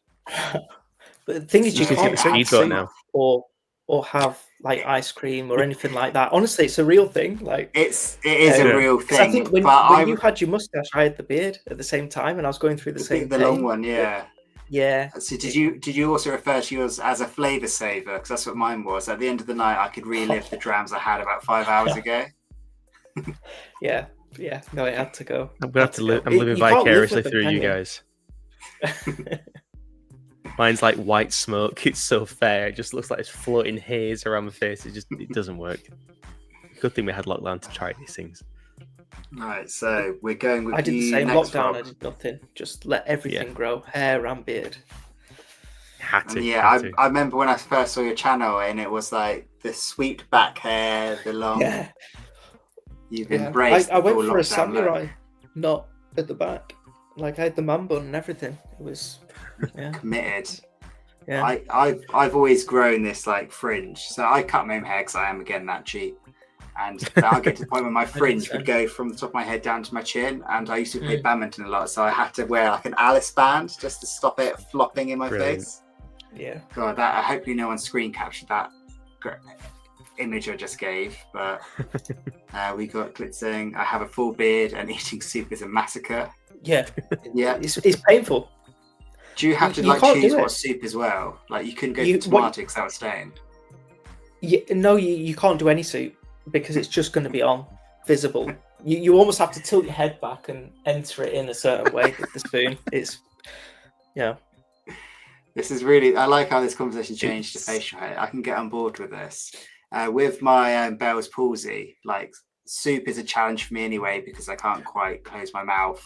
So if I had a beard, it would just be a permanent orange tint going down where it's just dribbled out my mouth, like leftover Cheerios. I've got to say, at least we've got the next stream sorted. Our favourite top 10 soups. Yeah. top set soups. Yeah. Yeah, I'm down for that. I'm a Tomato fan, pure and pure. Well, actually no. It's my wedding anniversary coming up, and we had curried carrot soup on our wedding day. And wow. The lady who did the catering for our wedding, she's like awesome, and every year she remakes it. So I'll be having curried carrot soup like next week. Brilliant. So the soup topics on the. I make a curried parsnip soup. Ooh. That's good as well. So similar theme. I like It's how I would say we are kind of not the younger generation of whiskey drinkers, but we're on the younger average, and we're here talking about facial hair and soups. I love how that's how the streams go. Rob, it's next for you to reveal yourself, isn't it? Is it me? Okay. Yeah, we'll work that down because it's not going to be me, is it? Come on, let's not be daft now. Right. Well, I'm clutching at straws here because I thought I'd have some absolute belters, but I need to kind of claw some points back. But that is not to say that I don't adore this distillery, and I think many other people do too. I'm just going to go straight into it. It's Ardnamurchan. It had to be. It had to be. Good in a cocktail, as I've heard. And the special releases are brilliant. Roy gave us an absolute belter of a lineup with the two side by sides, and that was a great experience. And that really showed me like the versatility of Ardnamurchan. But then obviously they have all the crazy casks that they release. Obviously the Paul Noir, they have the Sauternes, they have the rum, they have is it the Mezcal that's coming out? Or it's already come out? I think it might have already come out. Another versatile spirit and great people who work there. And it's just, I don't think you can deny it. And this one is a belter. This one is the Adventurers, and this is one that got reviewed in Dramface. And one of the reviews was it smells like ramen noodles, and it really does. It's so savory and salty, and it's just an absolute knockout. So yeah, Ardnamurchan for the win. You don't have to sell me any more on Ardnamurchan, but when you said the ramen noodles is just yeah, it just sounds spectacular. Yeah, I've got a soft. I'll say though, I am the bad guy because I've not opened my Roy bottles for the sole reason. This is the closest I've gotten to having anything I've done on the label. So Roy asked me if I'd help redraw his fly. So I can say something I've done's on a label. So I've not opened it. I've got them both. But everyone says, was it the the blue one was better? Was that the consensus in the end? I don't know if there was a straight consensus. I know it kind of like flip-flopped from my own opinion. I preferred the bourbon, personally. I thought I was going to prefer the sherry, but the bourbon for me was the winner out of the two. Yeah, Very that's the close, light though. coloured one, They're wasn't both it? really good. Say that again, sorry. That was the Goldfly. Yeah, so yeah, when at the Belfry, when Roy did his tasting for his whole range, that was like one of my top picks, the lighter coloured one, and I was like, oh yeah, that is so. Ardnamurchan, yeah, spectacular, great in an old fashioned, great in any cocktail, great. I did it the other day. Hands up, I put it in Pepsi Max. Oh my god. It was okay. Can we kick you from the street? It's all right. I'm kicking myself with these scores, to be honest. But yeah, no, it's bourbon matured Ardnamurchan is just gold. It is. I must admit, out of the line, sorry, go on, Astrid. the 10-year-old, is it the champagne cask? It's got a bit of Le Pont Noir, yeah. That's the one that appeals to me. If I was to try another one, I'd go for that one. Because you've got, from what I can recall, you have, let's say, an opinion on the AD. Are you happy to divulge that and lose some votes? Yeah, I think Ardnamurchan's going to win. So yeah, this will affect my score. But the AD for me is just a whiskey that I really don't enjoy. But it's my only experience of Ardnamurchan, and I know it's their entry bottle. So I don't like to say anything else about Ardnamurchan because it's an entry-level bottling. That's why I want to try another one, and I think the 10-year-old would be the one that really does appeal. I'd like to try them a little bit less peated. I think the 10-year-old is it unpeated, the whole thing? I think it might be. I think you might be right, actually. Yeah. I think it might have a couple of casks. I think it has a couple of casks of peat. Okay. But I'm not. It's definitely, it does feel unpeated. I know the Pollen Noir is unpeated, and the Sauternes is unpeated as well. The one I have. But I agree. I think you're absolutely. I think unpeated Ardnamurchan is. I think the cask strength releases, I think they're 50-50, and they are great. I know you're obviously a peat fan. But I think the unpeated stuff is the way to go. I'm not always like peat forward. If I feel the distillery is better unpeated, I'll go unpeated. Like another choice that's coming in a bit. Oh, all right, okay. Another tease. Just a little tease again. I like this. Right. So we've got an Ardnamurchan, and before that, I've already forgotten what was it. Sorry, before that. Ardbeg. Ardbeg. Oh my God. I can't know how I could forget that. I'm just getting the poll ready, but I don't need to worry about what the others were because I'm going to win this. I've gone for, based on previous experience in this game, I'm hoping the crowd are still with me, but I think it's a tougher competition, and that is the old Tobermory. I've gone it lower down the line. I had to get it out. You know, Ledaig is one of my all-time favourites. Ledaig 10, fantastic. Ledaig this 18, is your one, isn't it? Amazing. This one. And the Sinclair series, the best I'm Cutty Sark Prohibition, I love it. But this possibly is the best value whiskey out of all good value whiskies in my books. The one and done Sinclair series, it seems to be, and it is just spectacular. They should add to that series, 100%. Like they started it, but Redbreast were the same though with Lestau. They held on to it for like years, and then they started releasing every 18 months a new bottle. I'm hoping they do the same at Ledaig. Absolutely. I think they definitely need to start doing more with it. Yeah. Right, so the poll is now in there. Get voting. It's I did spell Ardbeg, right? And I've shortened Ardna to Ardnamurchan, and I can see Rob. I saw you put your vote in then, Rob, because it went straight away to 100%. What do you mean? What do you mean? That wasn't me. Because there's a couple second delay, I saw straight away. I saw you lead it. I was trying to stop my hand moving. By the way, whilst since I've opened it, I knew Ardnamurchan would win by a landslide. Is it winning? Yeah. Oh wow! Right, but it's not even we'll close. come back to it. We'll come. Ledaig's fighting. But electric how- can't win though, can it? It can, so it's not the same round, I so already it can picked it. win. Ah, So it can. So as long Okay. as it's not in the same round, it can. So as you get near the end, you've got to be tactical and think, okay, this one's already I thought the rules were if someone I got think in he's guinea first. pigging us with this. Yeah. I think he's I am pigging guinea us. pigging with it. Yeah. And Ash, you don't need to worry about the rules from me, to be honest. I'm not a threat. Rob, how is that mystery malt tickling your pickle? It's changed. It's settled down. So originally, it still has the effervescence on the nose. It's quite orchard fruit, like light orchard fruits, like pears, and like light green apple.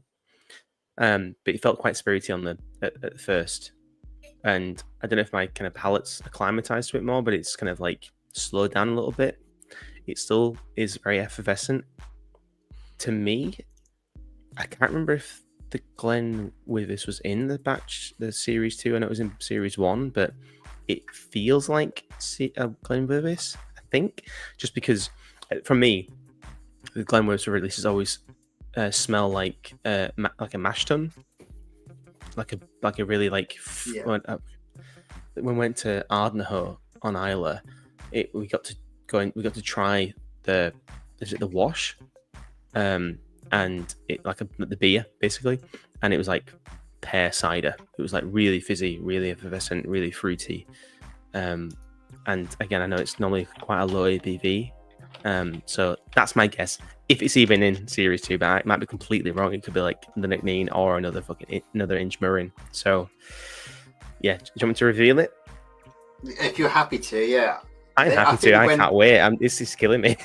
I think the Glenwivis is in season 2, batch 2, whatever they call it. Is it?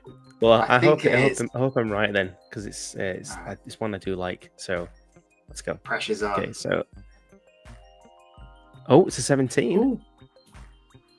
17-year-old Oh wow, Get on. that's awesome! Wow, it definitely, maybe because it's the neck paw. I'm making excuses already. I've never had a tall malt before. That's really exciting. I really can't wait to see how this evolves. Maybe it's the neck paw. I know it's only 48, but it felt very spirity at first. But I'm very happy with that. That's awesome. Yeah, that's solid. Good value. I've only ever had one, and that was at the Independent Spirit Festival, and that was fantastic. Yeah. I mean, what's the price of the bottle? Is it 65? Yeah, 65 quid. Yeah. Like, you've both got incredible picks for the value. Yeah. Like, you can't absolutely argue that, can you? Yeah. And I love the variety. You feel like looking at the site and you see like the amount of obviously the percentage, you get the percentage values, and you kind of see like, oh well, you're going to get one of the higher percentage ones. But it's very, I feel like it's more often than not that people are opening these bottles, they're all getting something different, and it's brilliant. It's just such a fun concept. Makes me want to open that other one there, but I might save it for the next one.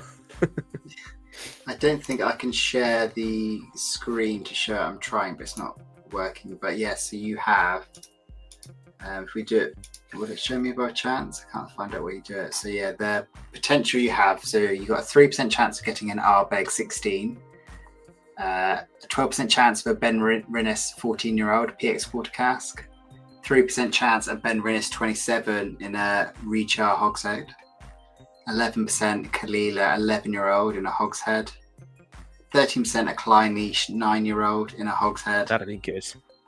Yeah, a 5-year-old Dornoch in a batting, which is 9%. Glenwivis 7-year-old Oloroso 5%. Oh. The Inchmarin 28, which is what I've got, is a refill sherry but I've not detected much sherry at all, and that's 3% chance. The Chegg 29-year-old, possibly the Golden Goose in this, refill hoggy. Only 13 bottles, so you got a 1% chance of getting that. Wow. Only 13 bottles.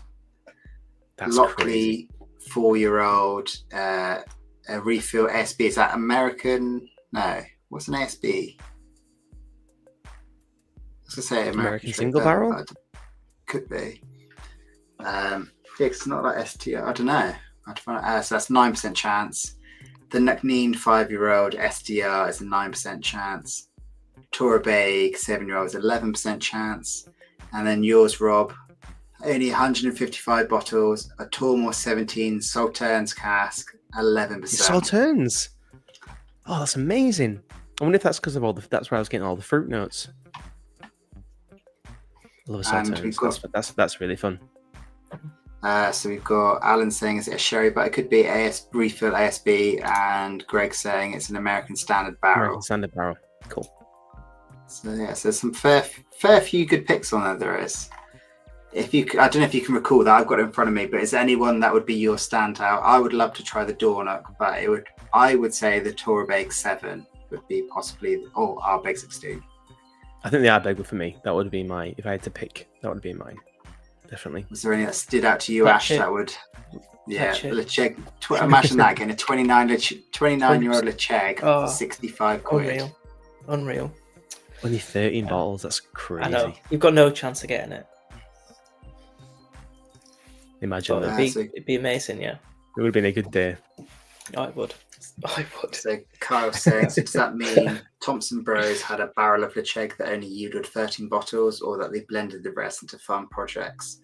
I did wonder if some of them are releases that have gone elsewhere, because there's been a few which have the same specs as some of their releases. Mm. So I do wonder if they released loads and saved a few back for this mystery malts, or I don't think they're doing any dodgy dealings, but it's just unbelievable some of the stuff they're putting out for the price. Mm-hmm. Right, so let's get back to the vote. Oh, I'm still not winning yet, so we'll keep that open a bit longer. Don't rob me. So we'll end it there. So that is in first place, to the shock of no one, Ardnemach in 49%. So that is a big 3 for you, Rob. Ledaig second, not as quite as strong on as its second outing. I think you got it in early and it paid off. And then the Ardbeg, 18%. So it's nice giving you a 1, to be honest, Ash. I was looking at your scores, like, yeah. So I think that is a pretty strong. What are the scores? That round was. The scores are, I'll tell you later once I've added them up. Yeah, he was teasing it. Okay. Yeah, I was going to say, yeah. So we've got some more Permashelf patrons. So our very own Pete Head. Yeah, he's very an indie man. And so his is Linkwood, Kalila, Lefroig. Is it Delane or Dal Ewan? Dal Ewan. Yeah, that's makes a lot more sense. Yeah, I'm going to stick with Delane and a Springbank. So Linkwood for me is a fantastic shout. Oh, that was it. So I made a rule for myself that if it didn't have the bottle, I couldn't class it. I couldn't pick it because it wasn't clearly a Permashelf, because I didn't have one to hand. But I went when I was driving home in the car from work, and I was trying to think of what I could pick, and I won't say one of them, but the other one was Linkwood, and these two distilleries, as I won't reveal the other one, are my first two searches when I go onto an auction site. And I think Linkwood really goes under the radar. I know it got mentioned, and it was on the last vPub, or they got mentioned recently, and everyone loves the 12-year-old. The 12-year-old flora and fauna is outstanding. It's a really great example of Linkwood. I think it's a bit pricey for 43 at 12-year-old. I think it's over £50, and I think it's just they might be pushing 60. It's a bit too much. It's got that Diageo tax on it, fortunately, but there are so many incredible examples. I had a James Eady. It was a 2-cask vatting, and it was just outstanding. So yeah, if anyone hasn't tried Linkwood, I really recommend it. And if you've tried the Orchard House, that's primarily Linkwood anyway. So isn't Green Label as well? Isn't that a big wedge of Linkwood? Yeah, you're absolutely right. Yes, what's that? Is Linkwood, Kalila, and Cragganmore and Talisker, isn't it? Mm-hmm. What a blend! That sounds like It's a good whiskey. The Green Label. It really is. Yeah, it's the only Johnny Walker that I've bought so far. It's a solid. I know Roy goes on. Is it the anniversary one? Is it? He's in love with at the moment, and I need to try that because I've been working on this Johnny Walker video for ages, and I've gone through 19 of their bottles, and I've been ranking them, and I need to add that one onto it and see if it's my new number one. It is great. It's stuck around quite a long time as well. See, that doesn't say. If it sticks around for too long, I'm thinking, why? I thought that's just. I don't think people. It's that they see the price, they don't see it as a special thing, and yeah, it's good. It's very good. And we've got Ian heading off now. Dunroy Proud. Thank you very much. Thank you for joining in, mate. I've done my best, I'd say, and I'm very fortunate that I can have great guests who carry this. Leylander saying he's a fan of waxy ones, and I think, and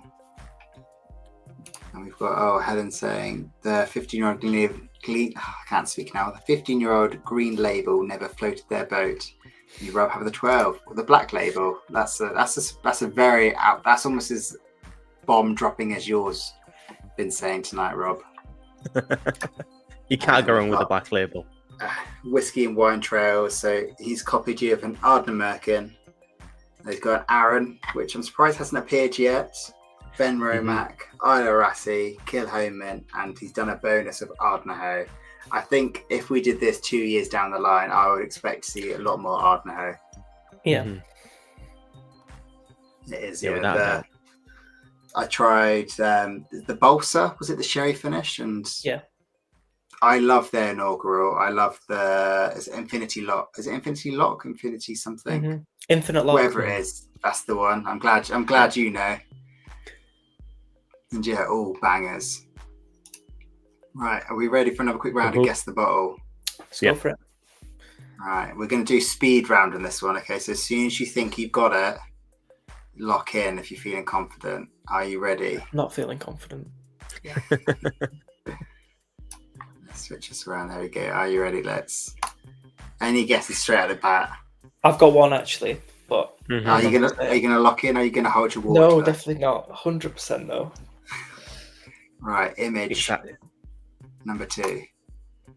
Oh wow! Okay, I still think the same. I still think the same. Or are you gonna try? No. Are you gonna commit to it? No, we're gonna go for one more. No. There we Yeah, go. come on. Yeah. So it's now it's going to work out which one. It was from the first photo. Is it the 18? It's going to be the 12. So we've got an 18 and the 12 locked in. It is the... Okay, 15 on it. It's the 18. You had the 18. Yeah, Rob. Yeah, but lots of people We're both winners. Yeah, lots of Dalmors on the guesses, and then... Yeah. It had to be on the stream. It had to be a Dalmor somewhere. Yeah, from the first image. To be fair, that's what I was thinking. It's the steep shoulders, isn't it? I thought it was the Dalmor. The colour as well. Yeah. Yeah. Well, that's the colour through. It was the shoulders and the colour as well. It could. I thought it could have been rare breed. I can see that. Breed. Yeah. That wideness, right? Round 5. Well, Rob's first, isn't he? Yeah, Am I? Put your hands on your bottles. Let me pick mine. Let me just move this in Okay. here. Okay, I'm gonna go for it. I'll go. I'm already regretting my pick, but my hands are grasped firmly on the bottle between my legs. Rob, are you ready to reveal yourself? I'm ready. There we go, buddy. Far away. So I've already teased this in the last sentiment. This is my other bottle that I always search for when I go to an auction. So it's Linkwood. Actually, there's 3 things I always search on when I go on an auction. It's Linkwood. I always search 1992 just to make sure if there's any lingers in the birth year bottle. But my other one is Glentockers. Ooh. So this was I kind of fell into like Glentockers with a random auction buy. It was my first ever SMWS bottle a few years ago, and I absolutely fell in love with it. And then since then, I got to try a few of the indies. Yet to try an official release. Well, no, it's not official, but the Gordon MacPhail bottlings, and every time I tried it, it's just an absolute tropical fruit bomb, like pineapple, mango, whatever you can name it. It's really up there for me. And again, another one that works in different casks, sherry and ex-bourbon. And at the minute, this is a favourite, the Decade S14. So yeah, my pick is Glentockers. That's a very good, strong shout, and people are admiring that natural colour of that. Yeah. He's coming strong. When I first saw it, I was like, oh no, he's gone for a Cadenhead. So what is this going to be? And then it's the Whiskey Baron Glentockers has been my favourite I tried. That was just spectacular. And we did when I did a podcast with them a while back, we had some obscene stuff like this wild, I think it was a wild Springbank and that lot. And later in the night was at a pub and there was a Glentockers and I tried a dram of that and it just blew everything away. It was not like a peat punch. It's not like a huge fruit bomb. It's not like a massive sherry hit. It was just the most balanced and like it just carried me through the night. But also Glentockers, shit. That's what I'm going to say. Got to help myself out here.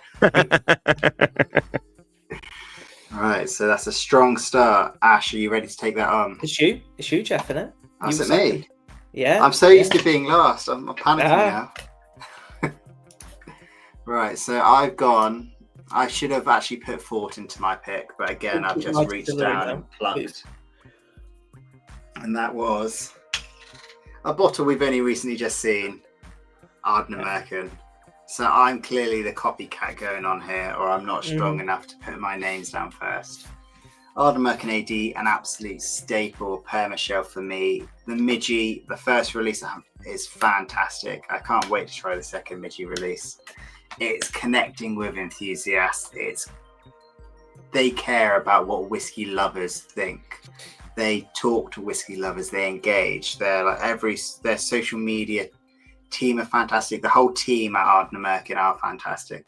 Of course, the amazing Jenny. You know, very fortunate that she's been joining us before in the past and throwing our discussions off the rails massively. And just everyone is just killing it at Ardnamurchan, and Ardnamurchan itself is killing it. So yeah, that's my shout. It's already been praised once, so maybe it'll do better this time. It should win again. To be fair, it should win. I mean, I'll be surprised. Yeah. Impeccable taste. So, well, I'm hoping more people have had Ardnamurchan than Glentockers currently, but we'll see. Yeah, 100%. I think Ardnamurchan wins again. I would say 100%. I mean, I've got Frank Peathead on my side at least. Right, are you ready, Ash, to see if you can claw it back and get on your winning streak again? Yeah, I haven't got much of a chance, but a good distillery, 100%. So the one I've gone for is not probably people's favourites, but just think of the distillery. I've gone for one that I just loved early in my journey, Cask Strength, and it's their peated line, and it was the Macrimore Cask Strength, but the old bottling. This was just unreal, but Arran in general, like the unpeated, is just so good, so affordable.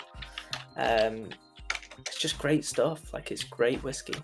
So yeah, I had to go for Arran. But what's nice, it's like Tobermory. What's nice is you have the peated line and an unpeated line, but they're both good. So, you know. I never would have called Arran being peated Arran being appearing. So that is, yeah. This is so good, by the way. Like, so I have the other non-age stated at 46%, and I did a side-by-side of these two. And normally I don't always shoot for a cask strength that's worth it. But it was just, that one paled massively compared to this. I don't actually go for that one that often. This is so much better. So I always say, go for the cask strength. So good. So you're saying it's like very minerally, you know. Oh, so yeah, that's right up my street. But you're saying that Arran has some duds. Is that what you're saying? Yeah. I would say the lower proof version of that one is not worth buying compared to that, because the price is really similar. They're like £5. I've just had a glance at the poll, and it was neck and neck and neck when I looked. It has changed since looking at it again, but it's almost squeaky bum time, and it's not just because it's sweaty in this room. It is getting close. I can't say I actually missed it. With Arran's, I mean, the 10-year-old is a classic. You know, you've got non-age stated stuff that's good as well. It's not something I've explored enough, Aaron. I know of the 10. I don't think I've ever owned a bottle of any Aaron, to be honest, which is probably shameful. You've never had any Aaron? Not even the 10? I've tried the 10, but I've never had a bottle of it. No, I think because it's so well loved, it's become I've almost come blind to it because it's just a given. It's good. Yeah, so beyond it. Well, Arden American, As I said, funnily enough, though, the fact we mentioned it before, their quarter cask is a brilliant bottle, and that's only like 50, 55 quid for a cask strength, and that's I've had a couple of them over the years, and that is outstanding. Yeah. And they do a lot of different cask finishes as well, don't they? Like the port cask and the Amarone and stuff like Sautens. It's good. That's a surprise that Jeff, you haven't had the the port cask. No, I've looked at it. Got that one. But yeah, I am a sucker for port casks. Should we fly on and end it there, or do you want to keep it open because it is still very close? I don't want to be rushing to close it. We've been coming up. I wonder to 2 why hours you're rushing now. to close it. Yeah, I mean, close it now. Yeah. Close it now. That is so. Oh, close. but me and Rob are neck and neck, so you've got to wait for someone to. Okay, win right. That There we go. End it now. I should Okay. You shouldn't have said anything. You could have got yourself 2 points. So the downfall begins. The closest, I think, out of any game so far. So we've got the Ardna Hell Yeah with 35%. Just squeezing ahead. The Glen TikTok with 33. So that's 2 points.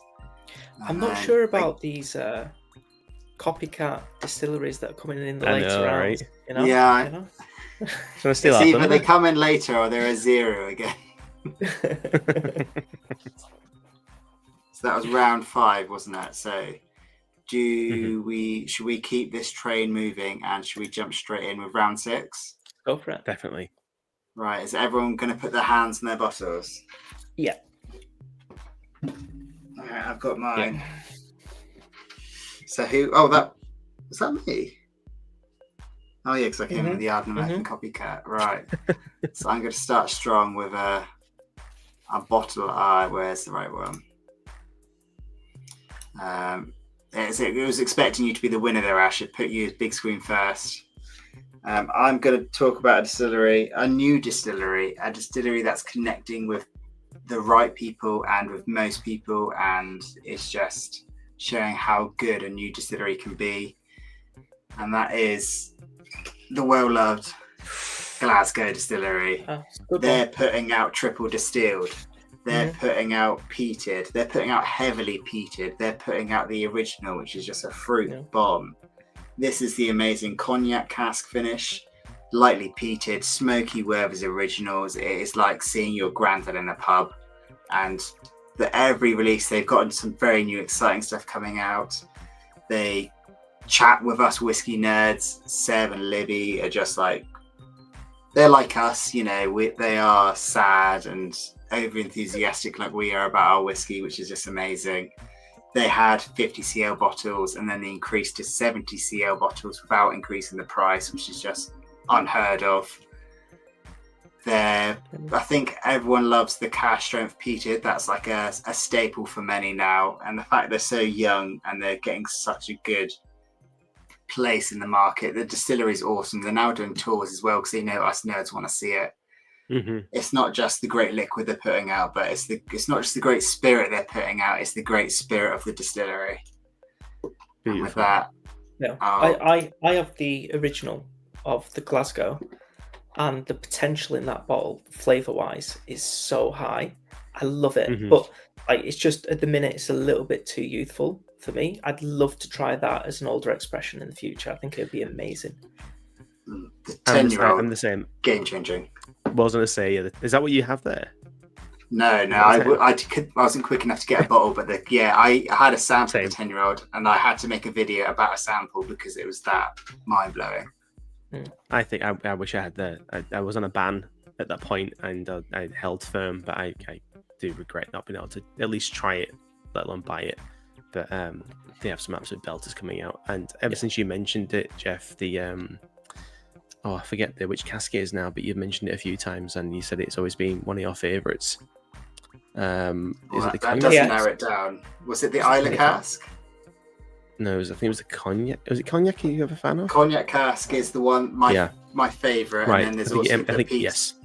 the peated PX, which is they did a Yeah. special release one I with Bin. want It to try that was one. amazing. Like you think of Ardbeg when you think of like smoky barbecue meats.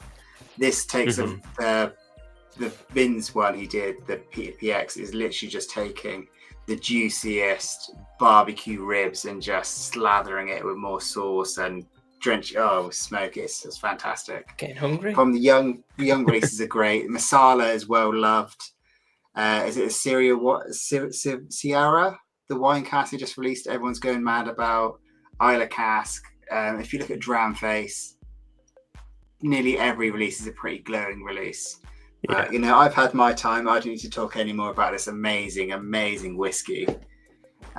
So who was second? Was that you, Rob?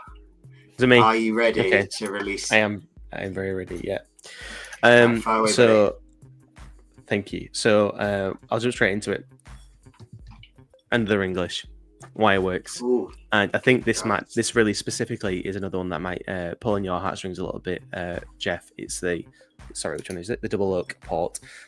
And it's one is they've had 3 releases of the port one, and it's been absolutely fantastic. And again, it's another distillery that are playing with casks.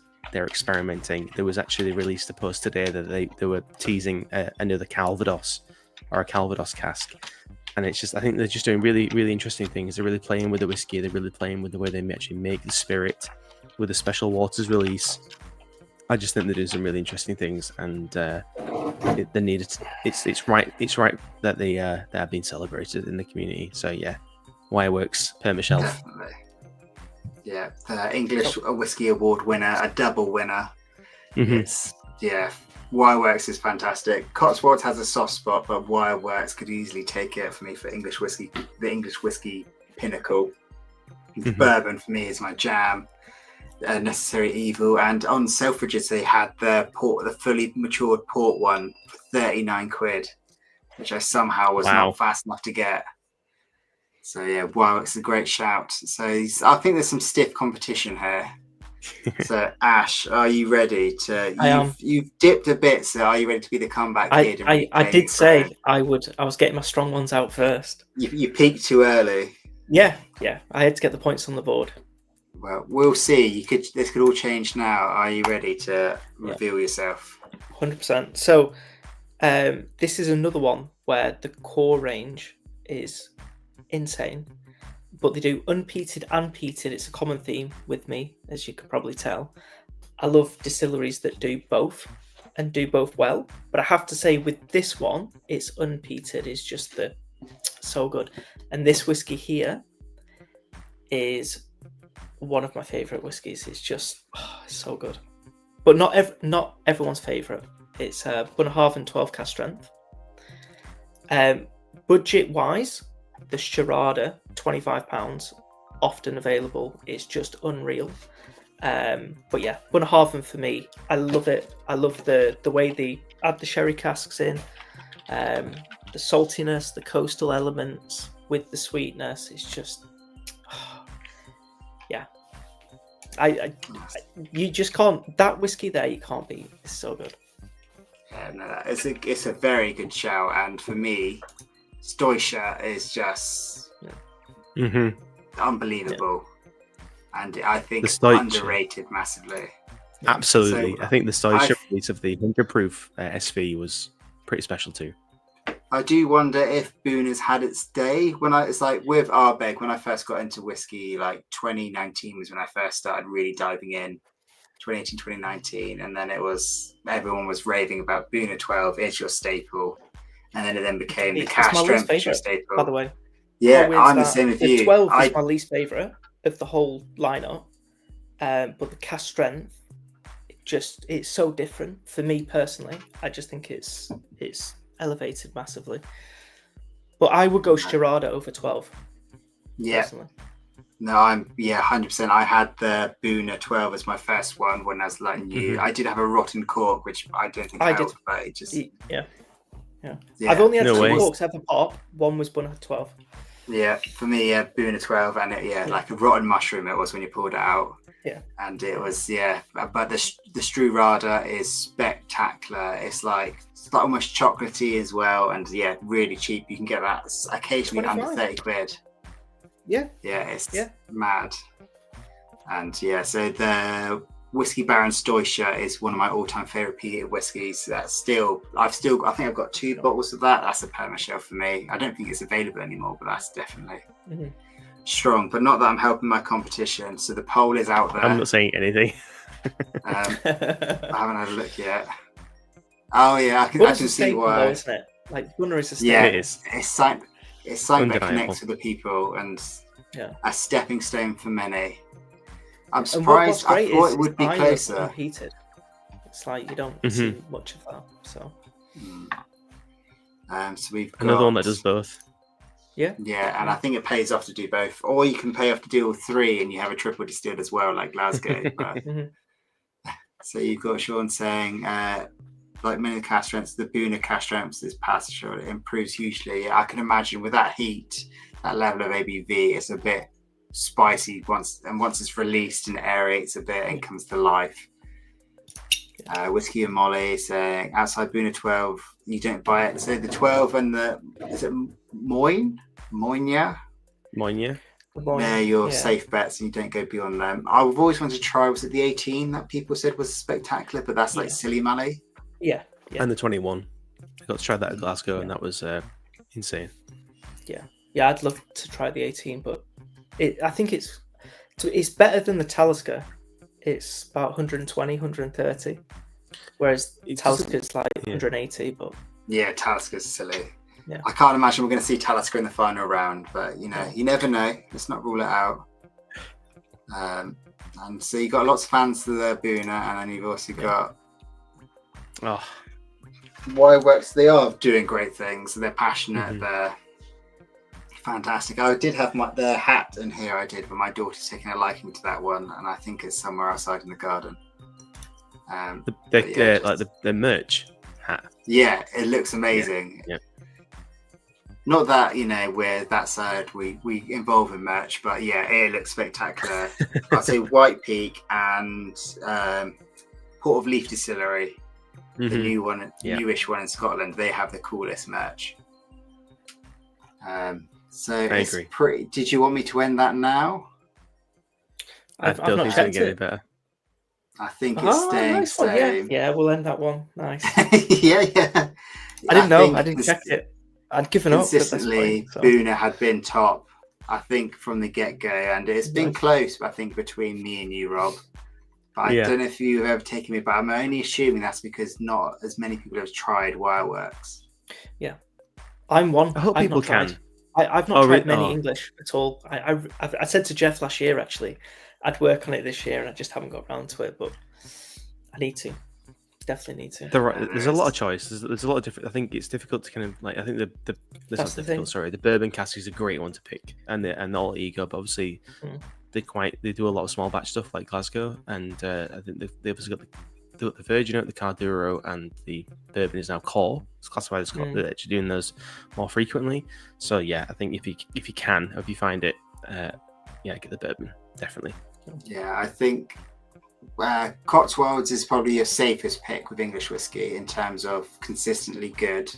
Wireworks is a lot more experimental but still fantastic, and then you got stuff like Circumstances, which is way experimental with like the odd gem and the odd like amazing one, as well as I've had a few duds from them which I really haven't connected with. But there's so much great English whiskey, so much to start an awards system around it, but far too much work.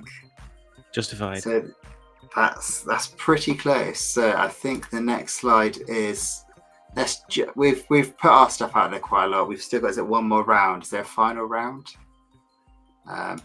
So we've got. Let's judge some other people's first. There we go. There we go. So we've got Clynelish. Straight on the top. White Peak, Glengyle, Kalila, Ardnamurchan, and Clynelish. Yeah, I've not seen a Clynelish yet, but. I think it's to do with availability, and because Diageo is very much bottlenecking it and strangling their releases to just. I only have the 14. So that's why I couldn't go for it as a distillery, because I've only had one bottle. But it's great. Especially for Permashelf. It's Yeah. the price fluctuates so much. I feel like it has gone down a bit. I remember seeing it on offer again, but yeah, it's just as a Permashelf. I don't think it's a viable pick. Yeah. No, I think that's solid. And again, another Ardnamurchan appearing on there, and a Glengiles. So it's pretty solid stuff coming in there. And before I miss it, Craig, I think that was a while ago, so I'm really sorry I've missed that. Great chat tonight, lads. Put this towards getting some Aaron. I think it'd be rude not to after this. Thank you very much, but it's very kind of you. And we've got Brian. Good morning. Yeah, Good early morning. doors for you. I love a different take on this popular topic. One day I'll get to try Wildworks. Only Cotswold here in Oz, such as left. What is it? The signature that you've got, or is it more of a range? I'd love to know. So thank you for your generosity. It's mad how awesome you whiskey folk are, and that's all going in. Is it all going to go in the Aaron Fund, or does it go somewhere else towards another Kilkerran? Who knows? So that's James on. So I think we've got another. Do you two want to do another guess the bottle? Have you guessed the bottle? Always. Enough? Let's go for it. Always. Right. So we're going to hit it fast. I think it's 1-1, isn't Slide. it? So this is the side. I think I made 3. Yeah. I think I ran out of time. Brilliant. There we go. Easy guess. This is easy guess. I've got one guess, but it's not going to be right. A pint of beer. Do you want to lock that one in? You're allowed to. I won't judge. Yeah, I don't want to lock I'll it in. No. I'm using this time tactically as well to add up some scores. Oh, I don't know now. Oh, wow. I've forgotten what this is now. And I seeing don't know. Oh wait. I might know actually. I think I know it. you're going to have Yeah, a I think I punt. know it. I don't want to have Do you a wanna punt, go- but I think I know Do it. You going to have a guess, Rob? Or you? I have no idea. I'm absolutely clueless. If it's any help, I do not know what this one is either right now. And this was created maybe 2 hours before going live. Brilliant. Oh, I know. what it is Springbank. now. Local barley. Yeah. Is Oh, it I Springbank? need the full answer. Who's going to say the full answer first? We've had 2 Look, parts. Springbank Springbank local local barley. barley. When I said I think I know it and I picked up a bottle, it was Springbank because I saw this part of it. I would say. I'll give it Rob. Since Yeah, I've got Ash said local barley Springbank first. Rob said local barley first, and then Rob's just said We'll Springbank call it a local draw. We'll barley call it a draw. altogether. I would happily call that a draw. I think we both. Yeah. Yeah. That was. Well, I'm not going to call it a draw, and I'm going to make you two fight it. I think. Let me speed this up. When I saw that bit, my head went to the Steam and Fire That's when I lot went moment. Springbank straight away. But yeah, you That- can see. Yeah, I got the ing. Yeah, Of course. the ing. I saw Right. NG and I originally thought Longmorn, but So I've got the scores. So Rob, Ash, either of you two can win it. oh wow. It's very Well, that close means for Rob's you going to win it two. because I don't think this one's going to And get votes. unless there's 2 zeros, I can tie for first, but I can take second. So Not honourable second. Ash, you were the winner of last time. Are you ready to do the final reveal? Yes, I am. It's a favourite of mine, but I know it's not going to score points. Okay, right, that's good. There we go. So, I've gone for an Irish whiskey. We've not had an Irish yet, so I thought I'd mix it up a little bit. And this distillery for me is my favourite. Well, it's not. It's part of a broader distillery. To be fair, I mean that's actually it might win because it's got a few in it. But I've gone for Redbreast in particular from Jameson Distillery. But for me, the creaminess of the cask of the whiskey, it's just so good, so sweet, and I don't get a really neutral spirit forward taste on the flavour of any Redbreast that I have, which for me is impressive because on a lot of Irish whiskey I do get quite a spirit forward note. So for me, Springbank's just Permashelf for me. Love it. I don't drink it as much as I used to, and I have called out their prices a lot the last couple of years, but I just love them. They're so good. Yeah, nah, so I agree.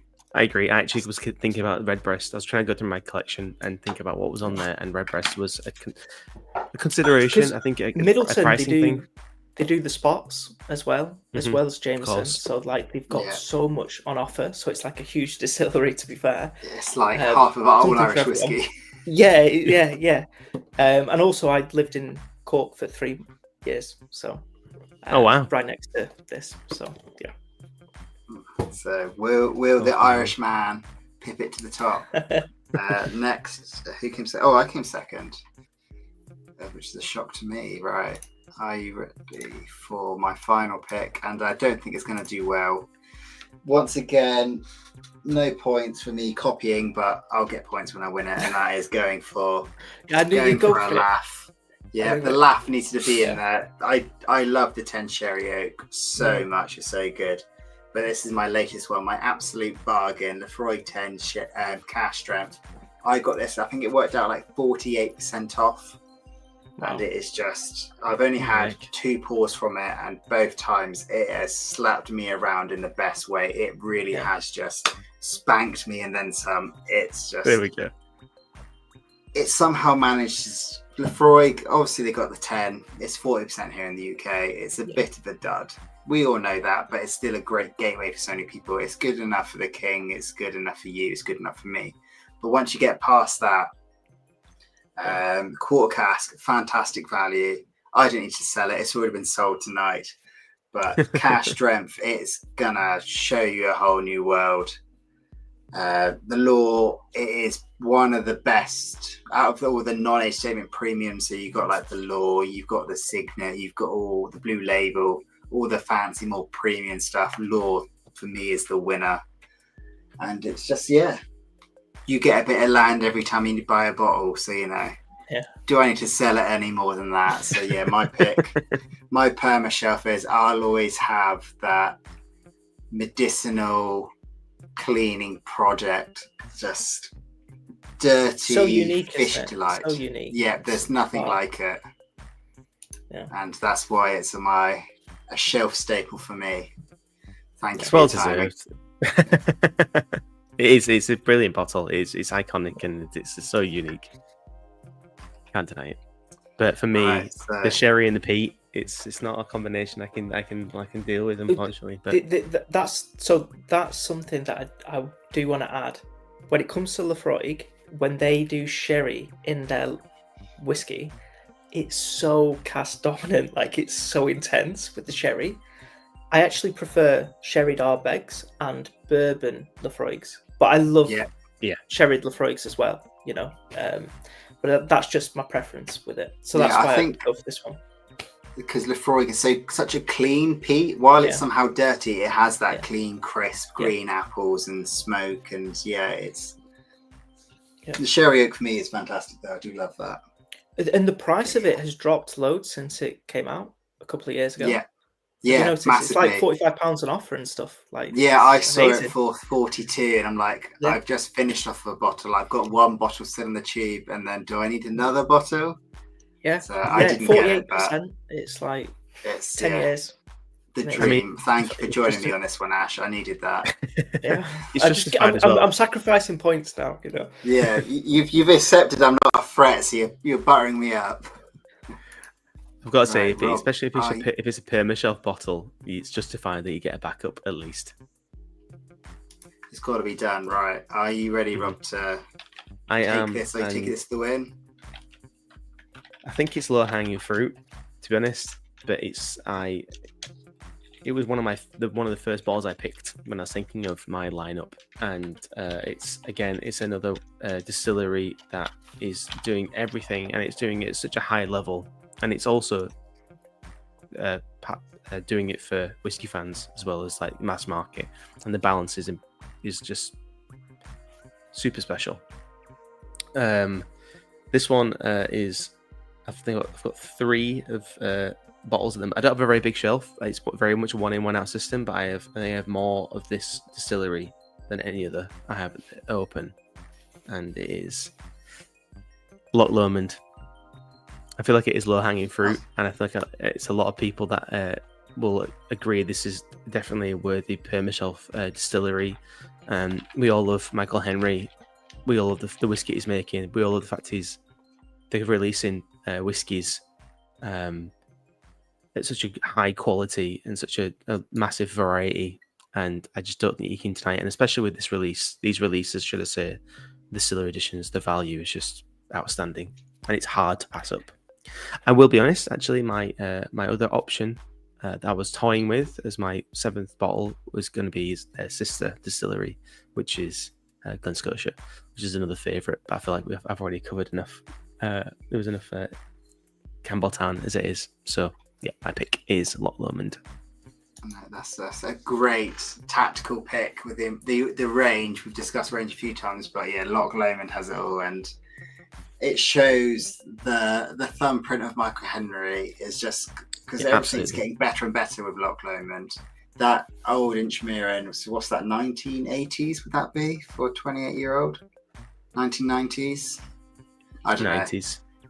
But it's just a whole different product, and it just shows the great stuff they're putting out. I'm seeing comments saying no Brookladdy. No, there hasn't been any Brookladdy.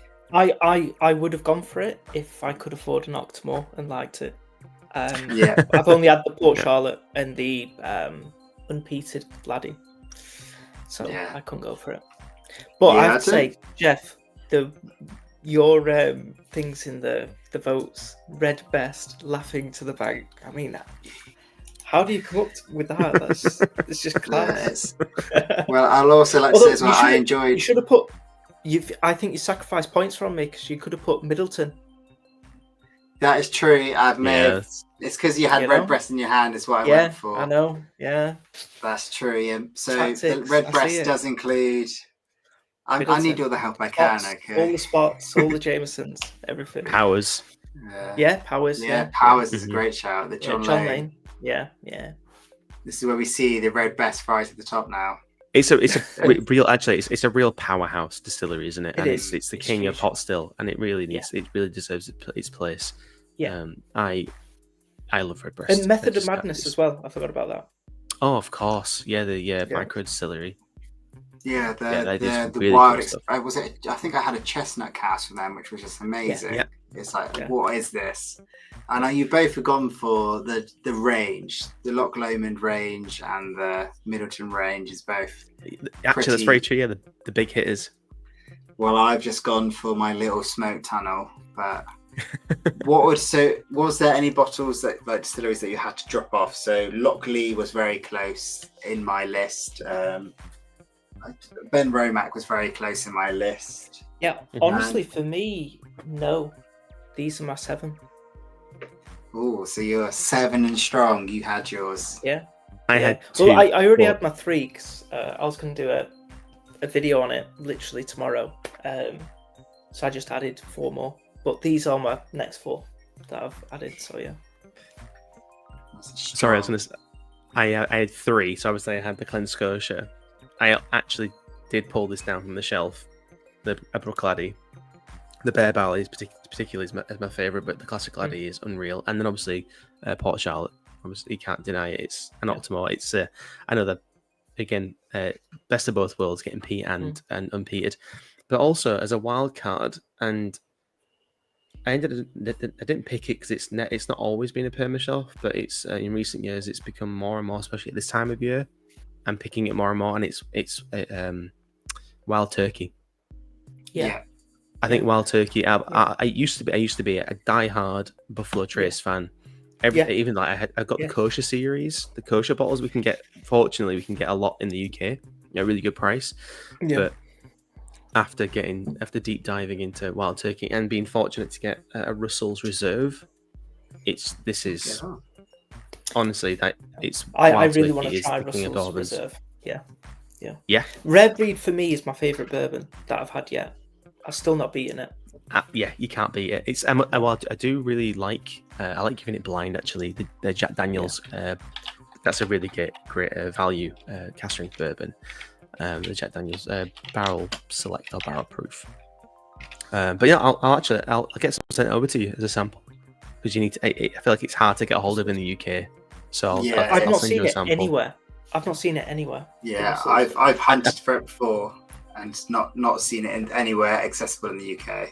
Yeah. This was I brought this back from a family holiday over in the States, and it was on the short list of things to have to bring over. So yeah, it's a shame we don't get more of the good bourbons, but then again, it's same for everyone else in the world, isn't it? It's hard to get Scottish and English whiskey. Yeah. So. The one thing that we do get lots of is Eagle Rare, which, like, for me, that's just like a staple. I love it, and it's like 30 quid on offer, 36 full price, but it's available all the time, everywhere, and in America, it's not.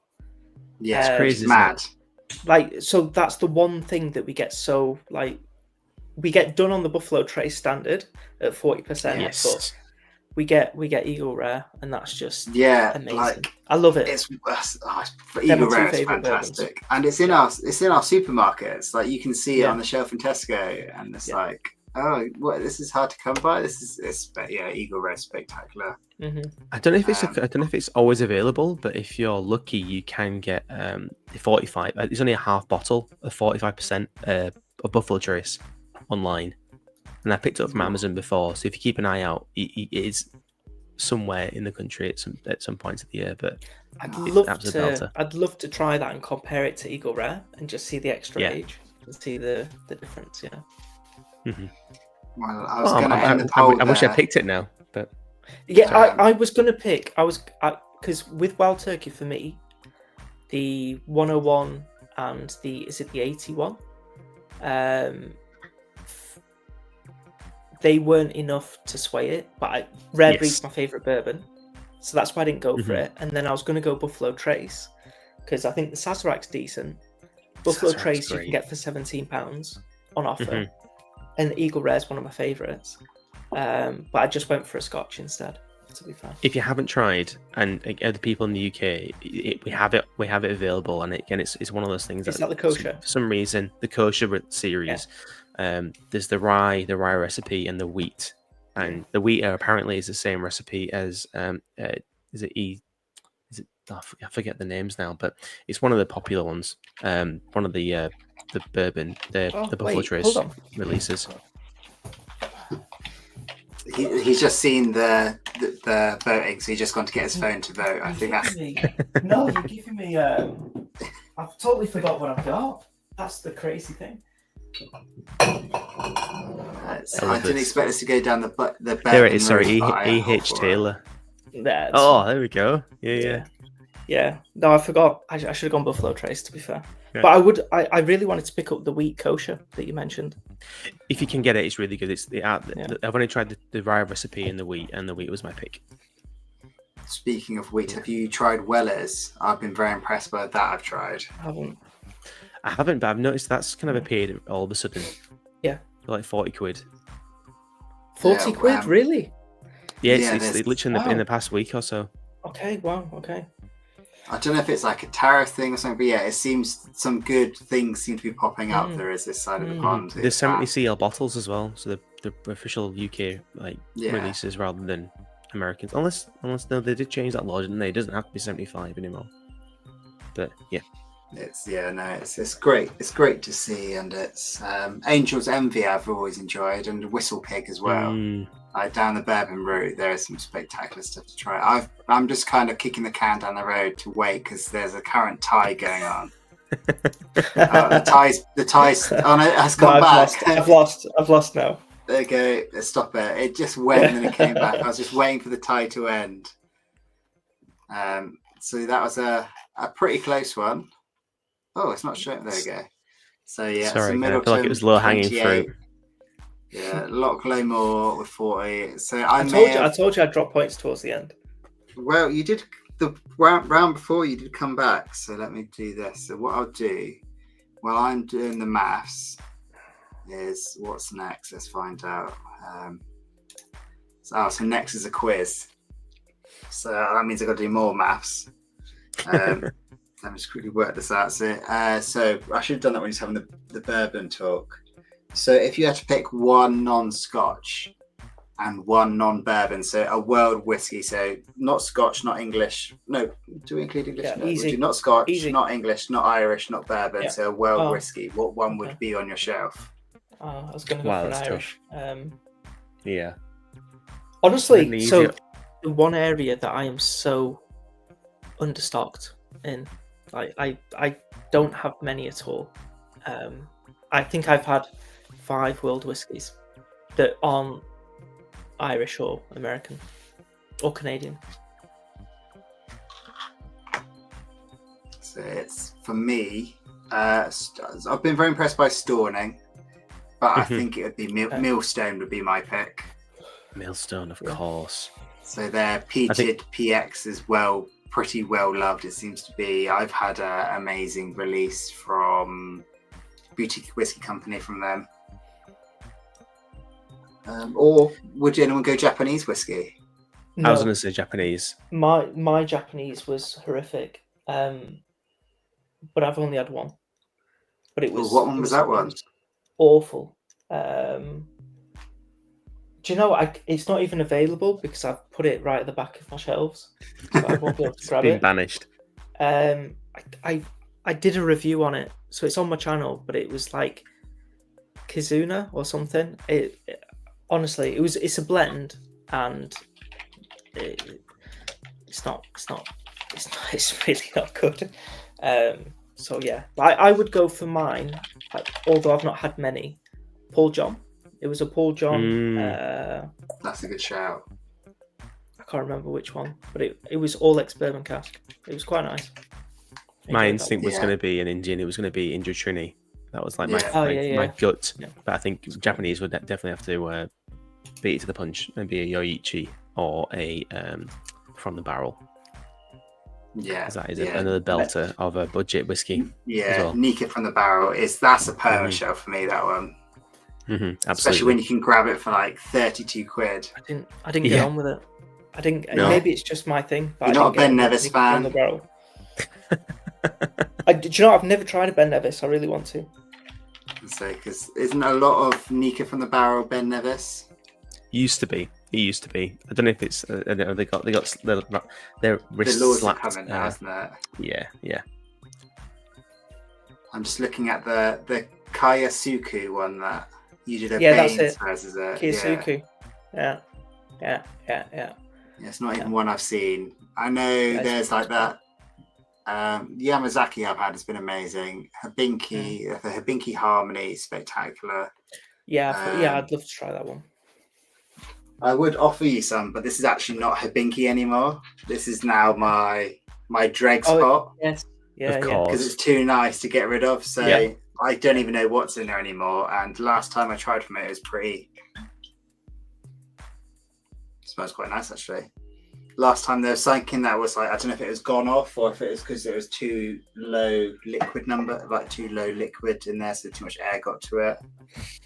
But it was, so it's pretty. Let's have a look.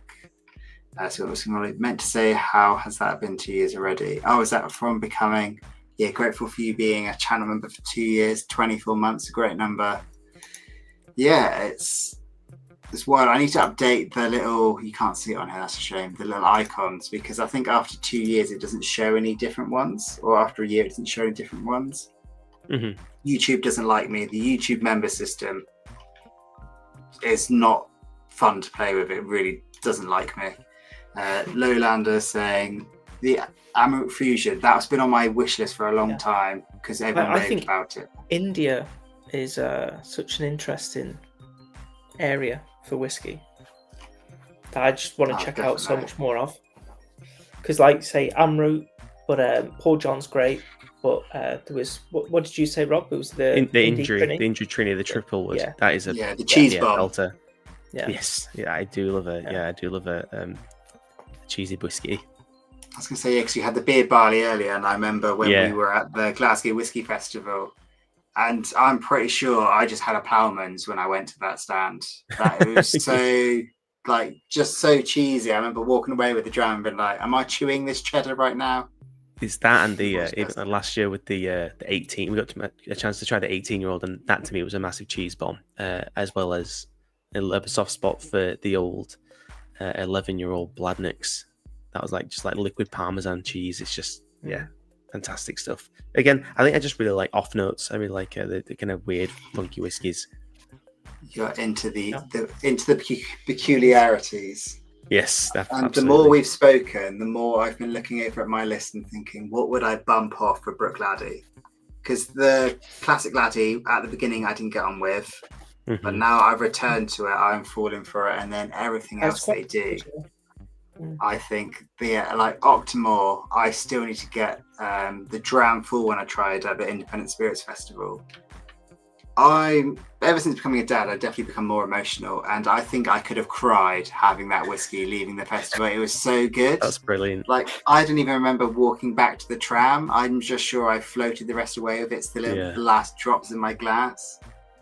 But it's brilliant. Like 500 quid a bottle, so I think, I'll keep it at an arm's distance. But so, are you ready for the final scores before we jump into the quiz? Have you two kept track? Well, we know who's won. We know who's won. Oh, well, you say that. So yeah, in third. No, because we do, because you said in the last round it was between me and Rob for the winner. And then we know who won the last round. I think Michael Henry won the last round. So I think we can all agree though, we know who come last here. Yeah, so I've come out with 11 points. I'll take that. I'm happy with 11 points. Rob with 13, so that means Ash is the winner just by 14. Yeah. No way. I didn't realize I'd won. I thought. Well done. I thought I'd lost. The 1 point between it. So yeah, close. I love the fact. So if I didn't stitch you up in round 2 and gave you that 0. I can't remember what it was now, but whatever that was. Instead of a 2, it was a 1 instead of a 2, I think. Oh no, but I could have got a 3, so we settled on the 2. So actually, I'm all right. I'm just glad I made it onto the podium, to be honest. Yeah, well, I think we're always going to make it onto the podium, to be fair. But yeah, good. Yeah, you couldn't do 4 and have one guy miss the podium. That would be. It's right. I would happily take that place. Just being the one to give the medals, it's not a problem. Third place. Did you not sit outside a kebab before the tram? Did I? He was too much in whiskey bliss.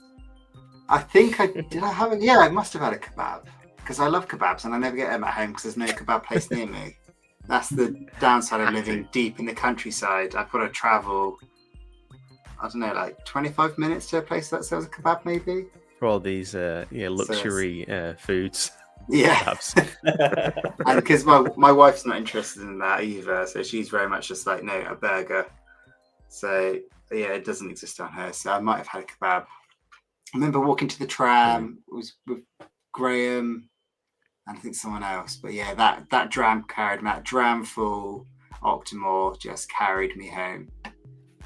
Right, so who's ready for a quiz? I've seen someone ask. It's not a menu quiz. He did the one last week, so I didn't want to pester him. And I left this, as you both know, very late to organise. So it's only a 5-pointer quiz. So if you get over 2, you've passed. Okay. So, and it's done by me, so it's normally pretty easy, I've been told. Right, so don't say that. Everyone ready? Oh, I've got to have to move people around, maybe. Oh my goodness. Already. No, I can't move. It won't let me move people around. No, that's not helped. So the question is, what is the longest running distillery in Scotland? So you have A, Glenturret, B, Bemore, C, Strathila, and D, Craigellity. Craigellity? I could do it a cup of tea. Craigellity, yeah. So I want to close the chat. I don't want to cheat. So yeah, I'm not looking at my chat. It's the iPad's over there. I've not seen it today, actually.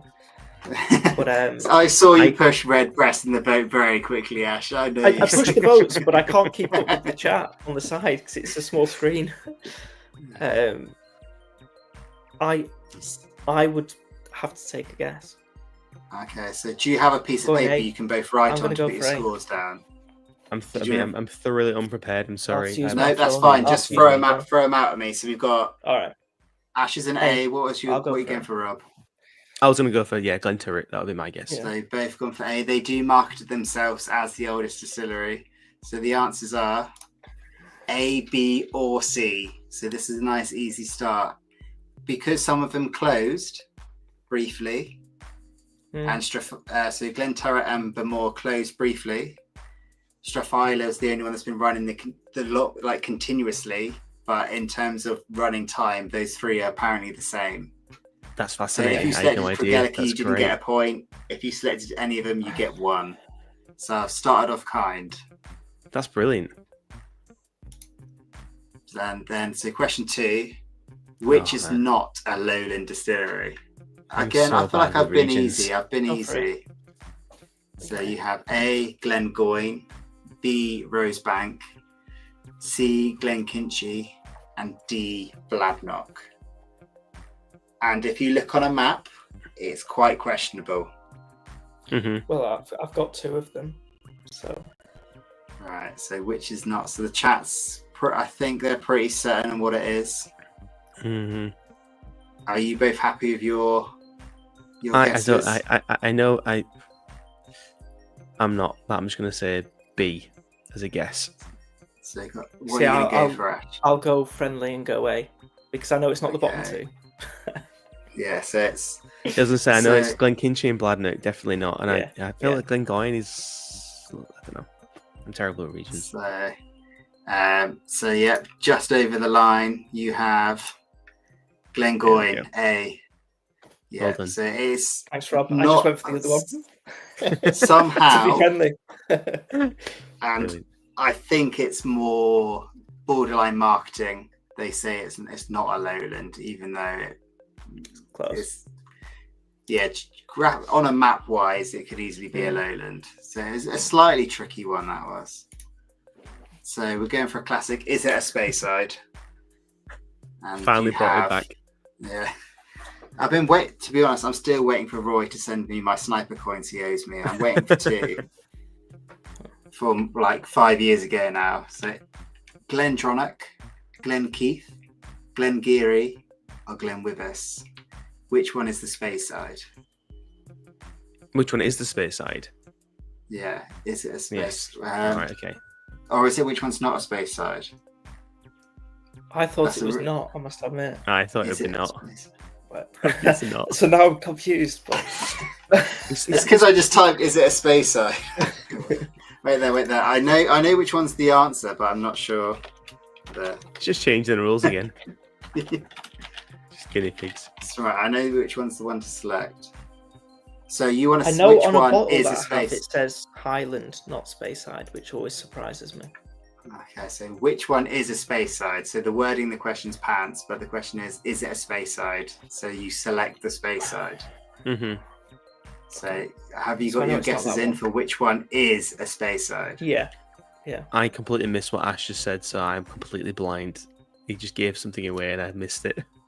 My damn Wi-Fi. Right, are you ready to throw your guesses out? I'm going to say for Geary. I'm going to say Glengeary. You gone for Okay, Glengeary. I'll go B. I don't know. Glenkeith. I don't know. So the answer is I know it's not one of them. It's Glenkeith. And again, it's all like on the line. Yeah. Yeah, so it's a very badly worded question. So the one I was going to say is my Glendronach because it says Highland on it. Yeah, Speyside. Yeah, which always shocked me when I first got it. That was going to be Speyside. right. Okay. Yeah. I think as well in the map I saw as well, Glendronach was on the line, so it appeared on both the zoomed in because there's so many in Speyside. Appeared on the zoomed in image as well as the zoomed out image. So lots of people, not to rub it in, Rob. Whisky Molly 3 for 3, Lowlander 3 for 3, Rick 3 for 3, Whisky Wine Trails 3 for 3, Helen and Andy 3 for 3. As you can tell, it's in a menu quiz. I am far too gentle. So which distillery is not owned by Brown Forman? Okay. So which one is not owned?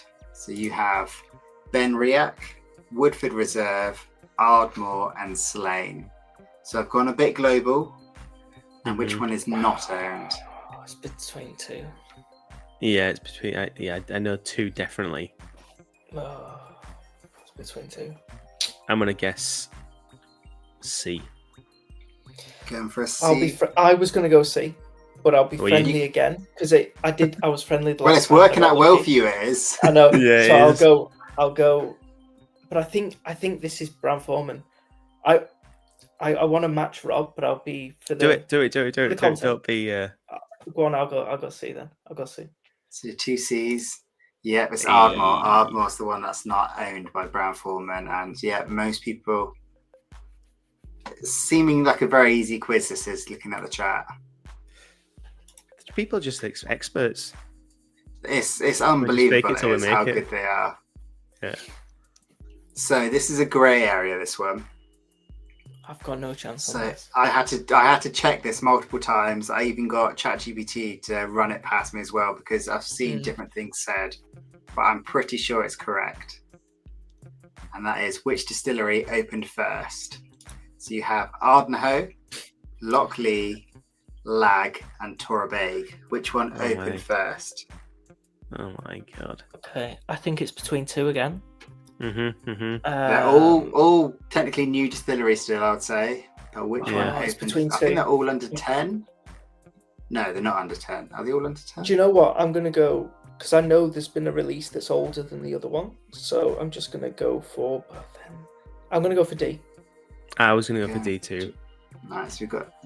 Because I know they You've do got two- 7-year-old releases. Yeah, so Is you've it got 7 two- already? okay. Really? Yeah. Oh wow. Right. And the chat mostly is following you to going for D's. Fernando with a B. But So majority Lockleigh do D's. 6, don't they? That's the oldest they've Yeah, released. Yeah. The Lockleigh do a 6. Oh. Ardnahoe, was it a 5? Yeah. But then a year later they did the Lock and the Balsa. So there'll be 6. So it is. You're both correct. Yeah, Yeah. Torabhaig 2017, 17. Lockleigh 2018, Ardnahoe, and Lag 2019. Yeah. So originally I didn't have Torabhaig or Lockleigh in there. I had 4, which are all 2019, and it was just down to the months. Oh, But the term That's open rough. is That's very painful. loose. So some were classing opened as when the distillery opened to the public. Some classed it as when they started officially running. So yeah, it was a lot of filliness. So yeah, out of 5, I think you both passed, Mark, is it? At least got 2. I definitely got at least got 2. Yeah. The last And 2. you got Whiskey and Wine Trails 5 out of 5. Oh, no surprise. Rick Johnson smashing it in a 5 out of 5. The Jeff pass mark. The Jeff quiz is definitely an easy quiz. Whiskey and Wine 5 out of 5. Got a 4 out of 5. Got another 5 out of 5. So it's been pretty strong, I think. So I think Incredible that's been a scores. No strong donuts. quiz. Well, that is the end of Jeff's game night vPub. I don't think I can make any other games apart from who's going to fall asleep first after this. If it was Sleeping Lions we played, I would have smashed you both at that. Congratulations, Ash, on the win. Yes, congratulations. Congratulations on well second deserved. place. Thank And you. it just shows how many great distilleries that should stay on your shelf. 100%. Absolutely. And on that happy note, I'll drop you both into the background if that's okay. Thank you both for joining me. Thanks for Thank having you me for on. having Whiskey me. journey. Yeah. Make sure you it's been check great. out Ash's Whiskey Wars. So it's at Whiskey Wars on YouTube. Fantastic channel. Yes. And Thank you. cheers. And I'll chat to you both after. You're still hanging around. Good night, See everyone. ya. Thanks for having us. Cheers. Now how to kick. This is for winning. That'll teach you. So thanks so much for joining me on the takeover vPub. Grateful for Roy for letting me ramble on to you for so long. I hope you've enjoyed it. Pretty smooth, I think, for a stream for me. Thank you all so much who've been so kind and donated super chats, all that jazz. Thank you for all your support. The slappers on Patreon just make it all possible. I love whiskey and I love being able to talk to whiskey with you. And on that wonderful note, it's time for everyone to head to bed, or if you're starting the day like Phil is, have a good day. Thanks so much. All the best, and find the end stream before I click it. Oh, do I want to end stream? Yes, I do. Brilliant. Cheers to the next one, guys. Take care. This is the awkward bit where I've got to find the play outro button.